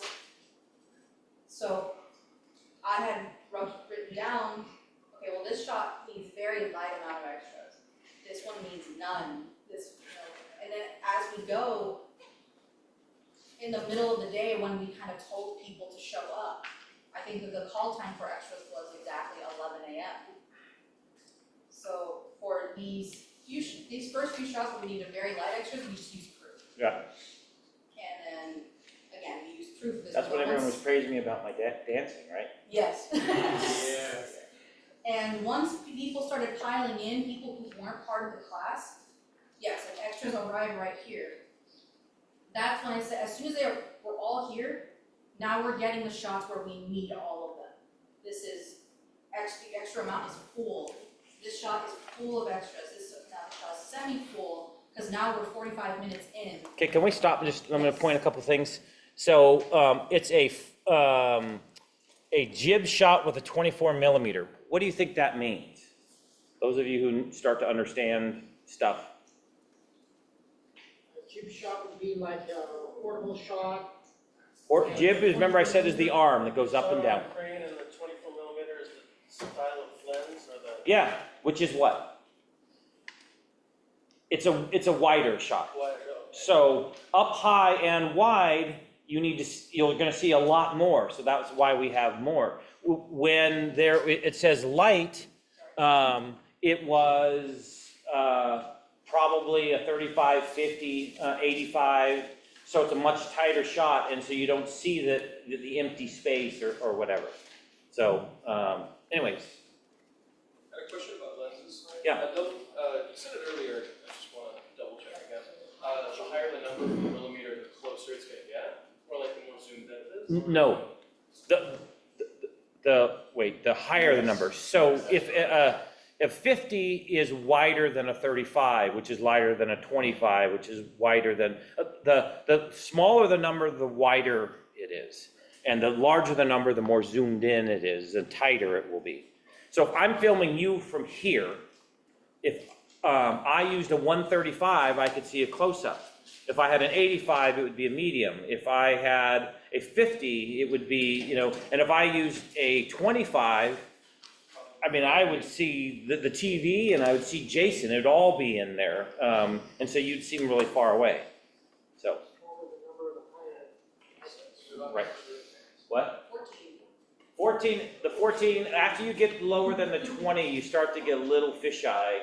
There's a little, because the lens, little, what? Below 14. No, below 20. So we have a 14 millimeter that we sometimes use for really wide shots. Inside the car, didn't we use the 14 some? But there's a little distortion. In fact, if you look at the lens, it's rounded.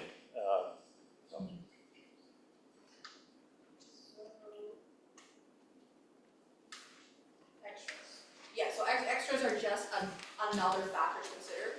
Luckily, this film that we're shooting under the skin doesn't have any, so that's not something we have to worry about. And as soon as they started sort of trickling out is when the need for extras started to dissipate. It went from semi-full to light, to light, to light. And by the time we were at 2 o'clock is when we were like 10 extras were still there. So we had to make use of crew and the people who decided to stay behind that long.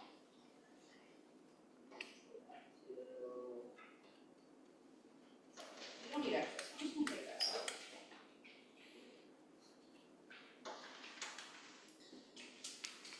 And then equipment, just so you as an AD know what you need, lens, so you know as an AD what needs to be changed to. And audio, so you can tell audio team whether they need to be ready or not. Ideally, audio team should be sitting there ready all the time anyway. But, you know, sometimes we go maybe 2 hours without needing any audio, so they can just kind of relax, maybe help out in other parts of other departments, camera team, rips, doing anything but audio. But once they know that they need to come back to once you know that coming shot is about to have audio, you wanna tell them ahead of time, like, hey, okay, prepare, make sure people are locked, make sure boom operator is ready to go. And, If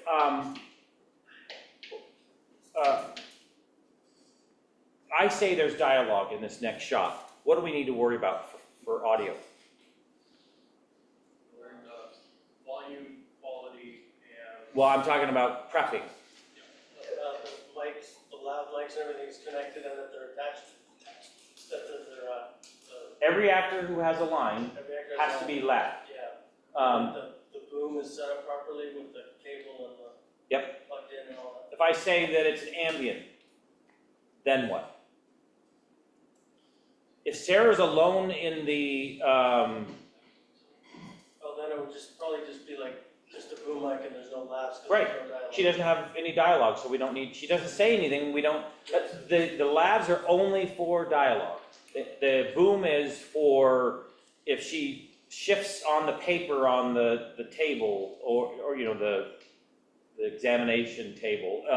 If she has footsteps or breathes, you know, sighs or something, then we need to be able to pick that up, but we don't need the lab for it. And then what is MOS? Mid-out sound. It's the German phrase, mid-out sound, and it means we're recording with no audio. So just the camera's rolling and not the audio. So those are other things that we have to be aware of. And the AD will yell, you know, shot number 12, MOS. Oh, the audio crew can take a break. But they might look, okay, at number 13, who needs to be labbed up? So what's the next one so you're ready? So I kind of just went ahead and added shot 2.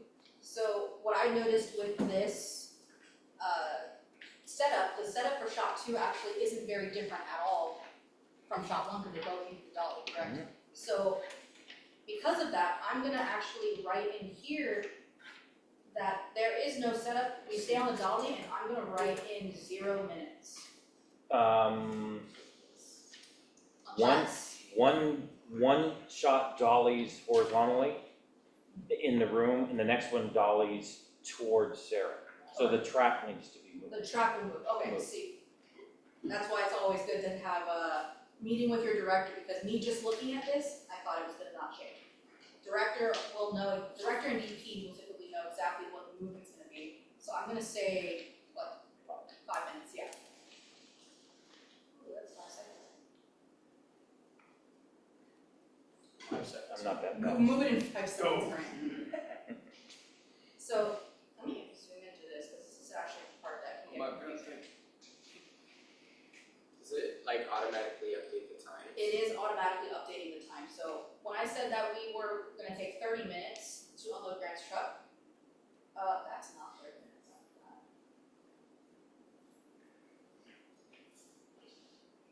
This is the part where some Google Sheets knowledge is important. There we go.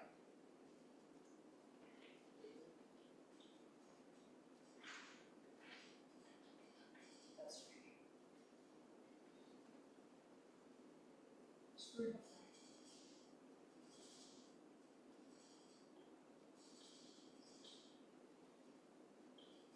Okay, there we go. So when I 30 minutes, it automatically changes to 10:30. Sarah arriving and getting into costume and makeup, let's say maybe 15 minutes. I don't think it would actually take that long, just so we know that, so that automatically changes to 10:45. This entire column is formulated to change when this time code changes. So I say that Dolly's gonna probably take about 30 minutes.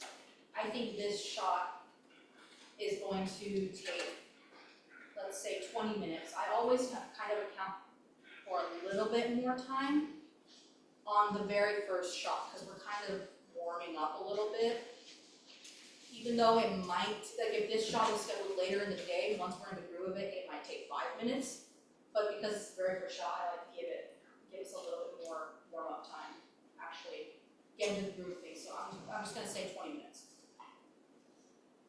Now to churn the tracks, that's actually an important note. So this is no additional setup. However, just rotate tracks. Yeah. Just rotate tracks.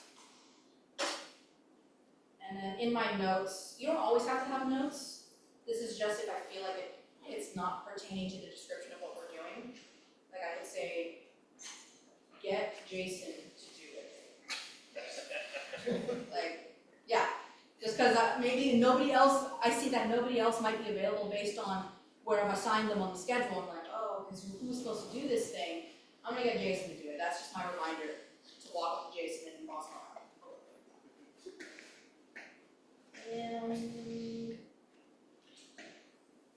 Any other questions? Yes. So like, let's say we're on track. And I'm the director and I wanna have 2 more shots. Add 2 more shots. That just makes me hate you as an AD.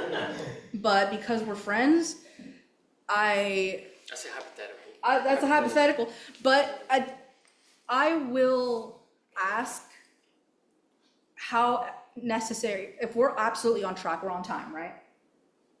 I'm gonna explain to you maybe with what you're asking, I think that's gonna add another 20 minutes. And if we're already ending late, I'm gonna try to convince you. Do we really need those? Do we absolutely really need those? If we're ending like 3 o'clock on our schedule, and that just makes it so we're ending at 3:20, and nobody has a hard out, I'll be like, yeah, I don't care. Let's add them. So are you asking because you want to be able to see how to add it on here? No, or- I was just asking Okay. what you would do in that situation. I would compromise with you, yeah. As an AD, you kind of want to, your worst nightmare is shots getting added, because that is adding to your time. But if you feel it's not a huge detriment to your wrap time, then, let the director, let their creativity back into the schedule, make time for that. As the producer, As a producer. it could be very different. Now, time is money, and this is a class, and you're getting, credit for being here and learning, but if I have to come up with the money to pay overtime, Yeah. I'm gonna say, no, or whatever. So the AD's the boss on set, with the exception of the producer, who will sometimes say we can't go overtime, or whatever. So there's some give and take. Yeah, it's just using your judgment, kind of look at the time that we're ending at. And it could be things like, for the sake of us, we have the building for the nursing building for this particular shoot. Our hard out is 5. We can't go beyond 5. Security's gonna lock it down. And so we have 10 to 5 for everything. Our lead actor has a hard out at 4. So what can we shoot after the actors are gone? Inserts. That's it. So we'll save the inserts for the end of the day, unless the inserts are, there's an inserter for feet. Just to piss off Tim, no, I mean, she keeps her socks on and the doctor asked her to remove them, so there's a quick insert of that. But so there are hard outs. Sometimes if you shoot in a restaurant, they'll say you can, film here until we open, and they open at, I don't know, 5 or 4 or whatever, and so you have to do everything. We filmed, a bunch of scenes in West Side Grill. Have any of you seen it in Gilroy? And they said you can shoot here all you want before we open, and they always opened, the employees started coming in at about 3, and I think they opened for dinner at about 4:30. So we had like 9:30 to 3, and then we started having noise. The kitchen started prepping food and stuff, and so it started to get noisy. And so we had to keep that in mind. We shot there 2 days, and so sometimes it's locations or whatever too.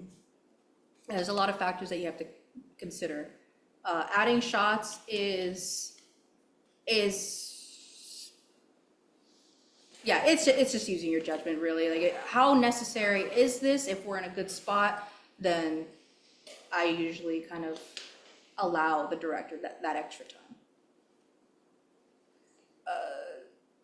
If anybody was watching the screen, I added just a couple more shots just for the sake of this workshop. I'm not going to put in any of the additional stuff because I just want to be able to show that at about 1 to 2, if our call time is 10, at about 1 to 2, like 4 hours in, no more than 5, just I like to follow the, California law, and schedule lunch for no later than 5 hours after we start. So this is kind of saying, once we get done with shot 1-6, I'm gonna say that we do lunch. And how long is lunch usually?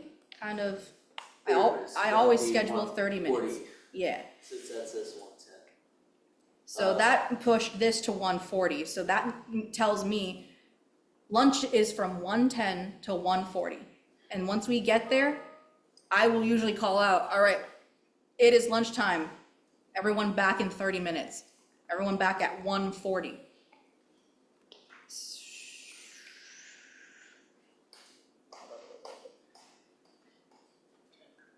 I think it's sometimes, if it's possible, to eat in shifts, so that,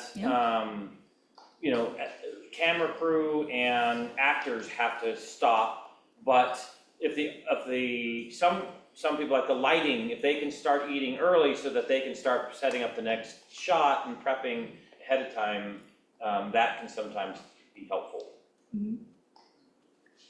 Now, so I don't have to keep punching in some stuff here. Actually, I'm gonna go over to the sample, which is the schedule for Santi's movie, Call of the Morning Dove.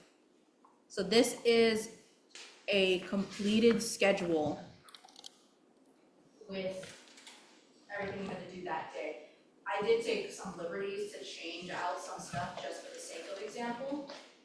Just because this sample includes everything that is described in this legend right here.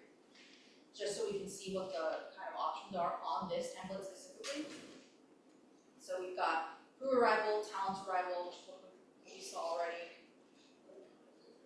Oh, yeah, sorry. And then location change. So if there's a location change, that's also something you need to account for. Luckily with Call of the Morning Dove, we were moving from, different spots on campus. So like from the bridge to that office, it was like, okay, well, it's a 10-minute walk. It is still. I was gonna say, the two, I kinda had the idea of while working on the schedule already, because those first shot, 1A, B, C, and D, I only needed David and Santiago and Yulo for those shots. You guys probably saw us take off when we got those shots separately, while everybody else was in the office, setting up the office scene. That put us like, an hour ahead of, just, it was basically 2 crews working at different times, or at the same time. We bumped it, we managed to get an hour ahead, and, if you could, think of ways that way to decide, it'll definitely And that was, that ended up being very deliberate. You see right here in my notes. Jason, Santi, Marty, Alfredo will take camera and set up and shoot outside shots. And that should say, while crew sets up in the office, which is what ended up happening. So I had that written down. That wasn't like something that we decided on the fly. We knew that's what was gonna happen when we were there. So the second we got the camera off the truck and onto the sticks, me, Jason, David, we took off, got those within 20 minutes, I think, 20 minutes. And then we were ready for the office. So even though it was, most of the crew was already in the office, you know, camera crew and actors still technically had to make a location change, so I still accounted for that. Probably a 10-minute walk back to the office, so I just wrote that down. Outside crew returns to office room was what my note was. And in that time, that's when we were also doing the production setup, the design. Like we were putting up the photos, putting up the lights, the curtains, yeah. So while they were all doing that, we saved so much time just decorating the set. Whereas alternatively, if the entire crew was with Santi and Jason and the actors while they were doing that, then we all move as a unit back to the office and spend another 30 minutes decorating while those things can happen in tandem to each other. It doesn't have to happen linearly. That almost did happen. We were taking on St. Fritz, and there were like 10 people that started walking like this, and I was like, no, we only do that. I know I'm gonna have to wait for all these people because we're walking with the group. If you can, what do you call it? Shrink all your group, shrink your group, Yeah. make your second unit smaller and faster. If you ever see in credits, of movie credits, like second unit, first unit, producer, first unit, assistant director, first, second. That's usually what that is, usually at the same time, is because there's kind of, the crew has split up to shoot multiple things at once. And let me just go down. I did take the liberty of writing in things that did not happen, just for the sake of this example. But if we type in stuff like prosthetics, this is something that did not happen, but it is something that you have to account for, because prosthetics itself can take a very long time. Okay. Yeah, that would, so that would turn into that. 3 hours, yeah. I wanna see 3 hours. Santi knows what that's like.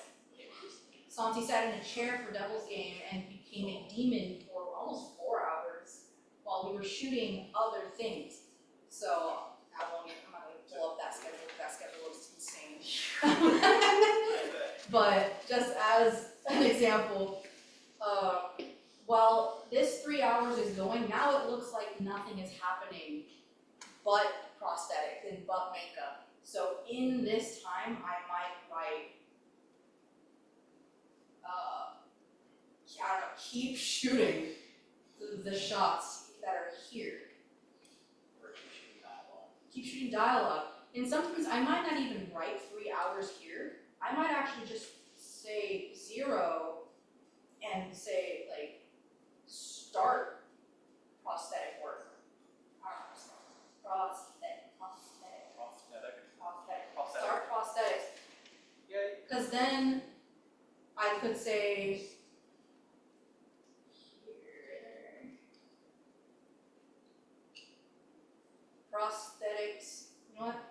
Makeup, done.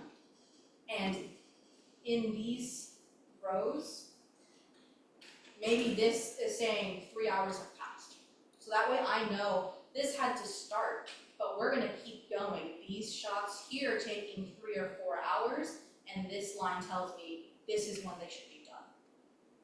So, lots of different, there's not a cut and dry way of kind of listing your stuff that's just kind of another way I do it. If makeup is gonna take 10 minutes and you really can't, or sorry, if makeup is gonna take like 30 minutes to an hour and we really can't shoot anything else without that actor, then that's probably where I would put lunch or something. Like, put something there so crew is not just standing around. So let's get all that done. There's a section for talent wrap, so you know when maybe an actor is done, but we still have to keep going without them. Crew wrap in case, like Sophie Warren here is a incredible makeup artist. She typically doesn't have to be there the whole time. Like an Angel also is another example of a makeup artist. Makeup artists do their one great big job and then they're done. They're really kind of just hanging out. So you can say, hey, you're wrapped, like you did the makeup, you're good. Or they can stick around and do, help with other stuff. But that's typically, I'll always have crew wrap for the makeup artists if they really aren't needed for the rest of the shoot. We did need wild tracking on that set, so I put wild tracking. Anything audio related will turn this color, ADR as well. What is wild tracking? Wild tracking, what is wild tracking? Everybody. Wild tracking is recording dialogue without the camera. So Okay. it's more or less just we have them labbed and boomed. If we forgot a line or we need a line, we can get it just like that. There's no need to set up cameras or lighting for. Specifically, it's on location. What do you think about wild tracking? It doesn't always work. Yeah, it can be problematic.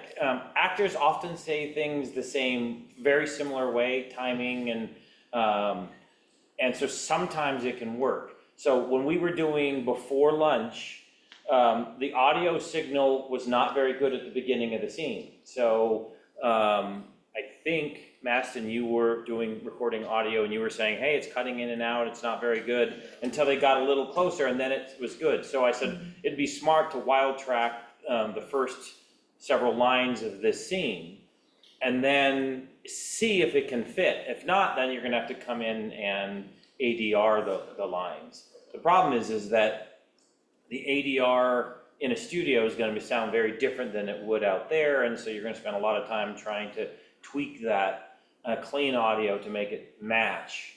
Even if you have room tone or ambience sound from that shoot, it would still sound kind of like. The problem with outside, room tone is great, because if you listen, there's a hum that's going on from the air conditioning or heater or whatever that is, that goes all the time. If you're outside, there can be dogs barking, a plane going by. We were having tractors and bulldozers moving. There are this windy and then suddenly it stops. There can be cars. I mean, there's a ton of noises outside. And if there's a jet over one line and then suddenly you cut to the reverse and the jet sound is gone, you can't use it. So outside becomes incredibly problematic. It's why when I envisioned the scene, I imagined a 2-shot all the way and only doing inserts if we really needed them. And that way we can use whatever audio ahead of time. But I didn't anticipate the audio cutting out. So we did wild tracking as a quick possible safety, but it's maybe not working. Not working. So we're gonna have to bring the actors in and do ADR. So the last part of this sheet, I'm just gonna say, I'm just gonna pretend there's only 7 shots. And then I'm gonna delete this stuff right here. So with this particular template, a lot of the time if you delete a shot, like, let's say, actually, I'm gonna go ahead and delete, I'm gonna cut shot 4. As an AD, we love cutting shots. We love to hear that. We're cutting shot 4. We hear the voice of angels when you say that to us. But in this template, in your schedule, we get ref. So this is just kind of a technical thing. If this is the template that you will be using, obviously there's other templates online if you want to learn how to use those, but this is just the one that we've kind of gotten used to. If you get this, the simplest thing to do is to take this, bring it all the way down, and that should fix your time.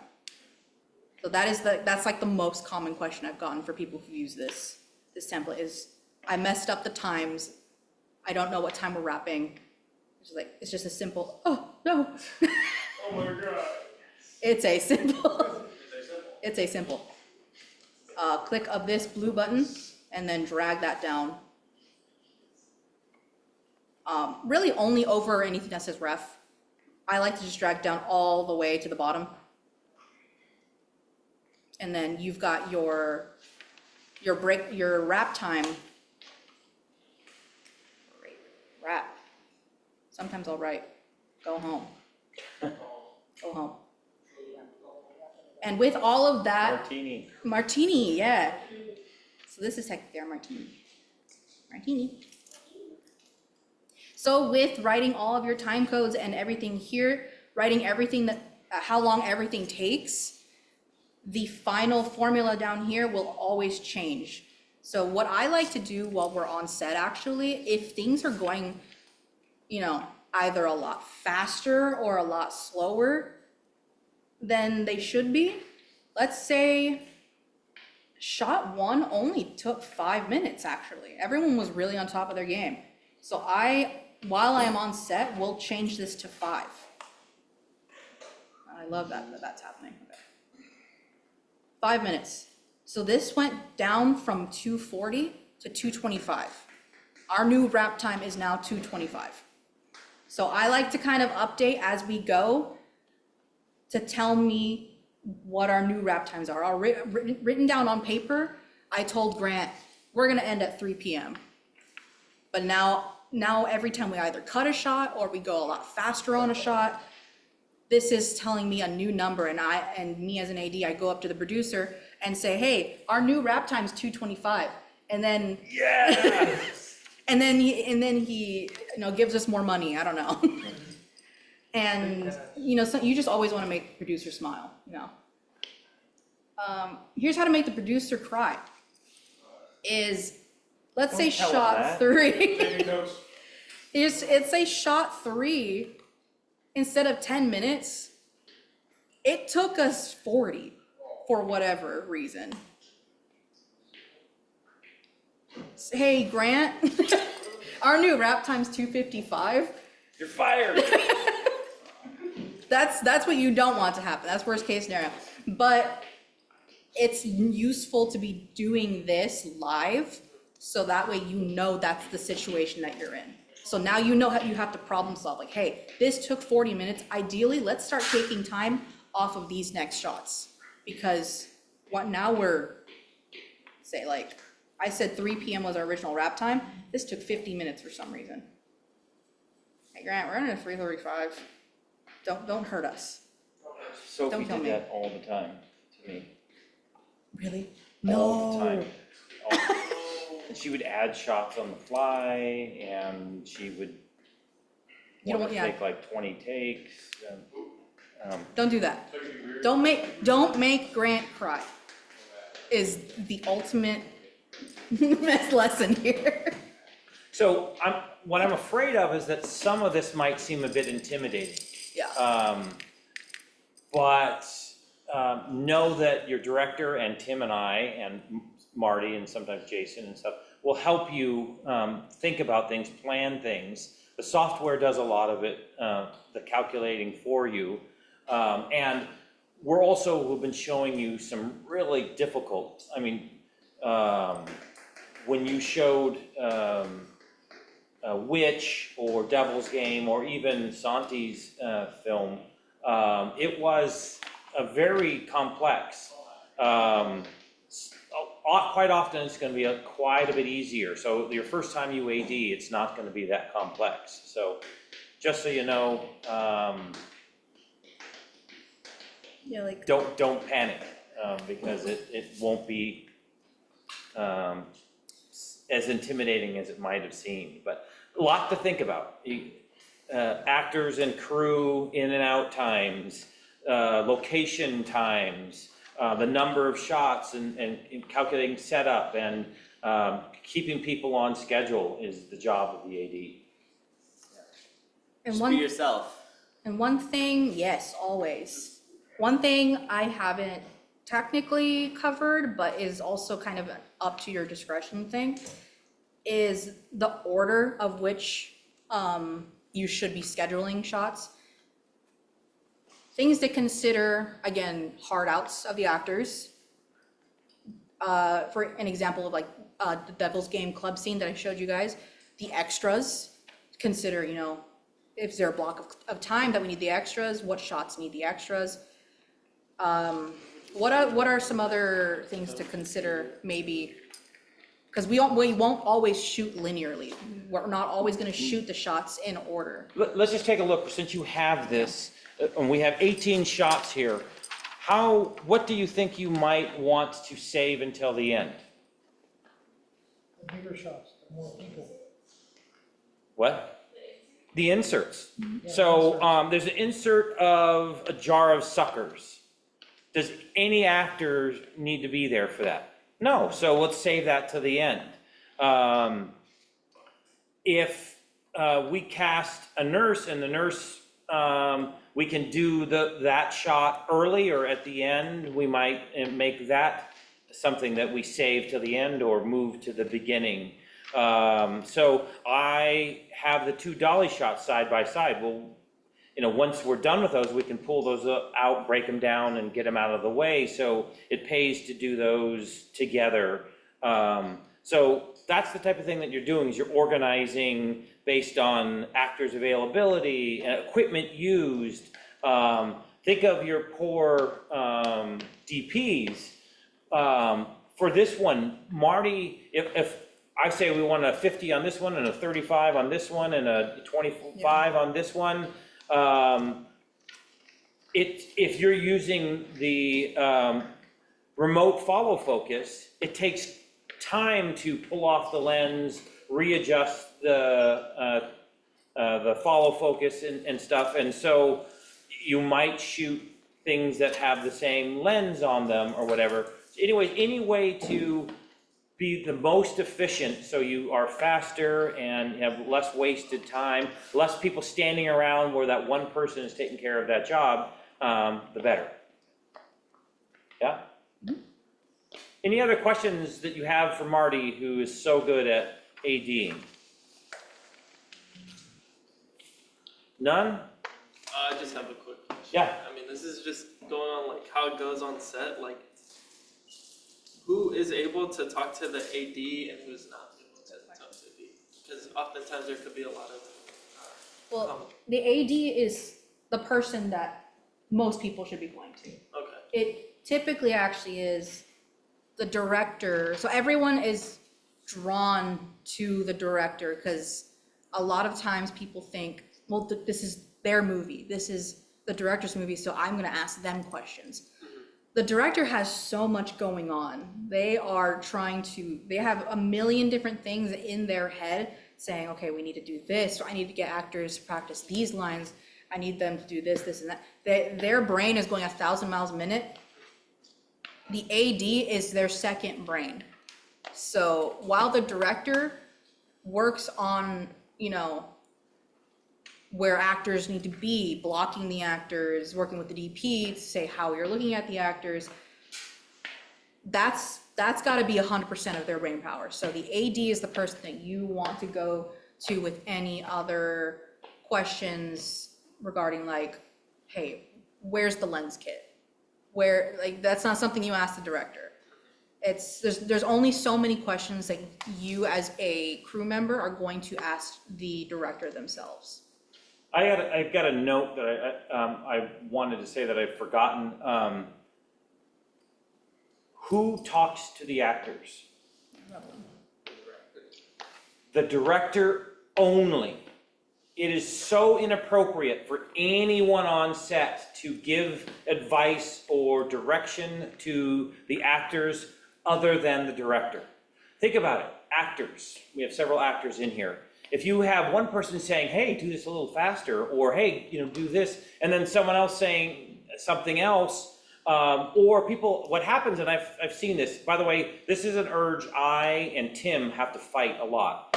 We've directed so much in our lives and we've been in charge, so we have to bite our tongues a lot of times because we want to give out suggestions. It's not appropriate. It should only be the director. So if Marty's directing, I might say, hey, Marty, you might try this. Now, why can I get away with that? I'm the producer, I'm her boss. No one else should be talking to Marty about, hey, you might try this, or that shot doesn't look good. If I'm the director. Right, to the director. And I've heard people say, hey, to the actors, try this, or be a little more, or whatever. It's so inappropriate. It's the type of thing on a real set you would be fired immediately. So avoid that. Now, if you really want to, you can find a way where you can talk to somebody who might talk to the director, especially if you're seeing something wrong, but you can't yell it out. And the worst thing, and I've heard this several times, people are talking during the take. I see this in the frame, yeah, but if you speak out loud now, you've ruined that take. We might be able to punch in a little bit and eliminate that little bit of corner where we see the boom or whatever. You can point it out after a take to the appropriate person, but you cannot say things in the middle of a take. Does that make sense? Does that include like even the screenwriter? Screenwriter has absolutely no say on a set. Oh, really? I didn't know that. Yeah. So, by the way, I'm shooting my father's film this summer. Marty and I and some people are working on the film. He's going to be there, and I'm going to say to him, you cannot say anything at all. The screenwriter, unless the screenwriter is the director, and he's not, we're directing his film, he will have no say. And I'm telling you, I know my dad, he's gonna want to say, well, that's not how the character's supposed to be. Well, too bad. It's our film, not yours. It's your screenplay. So yeah, it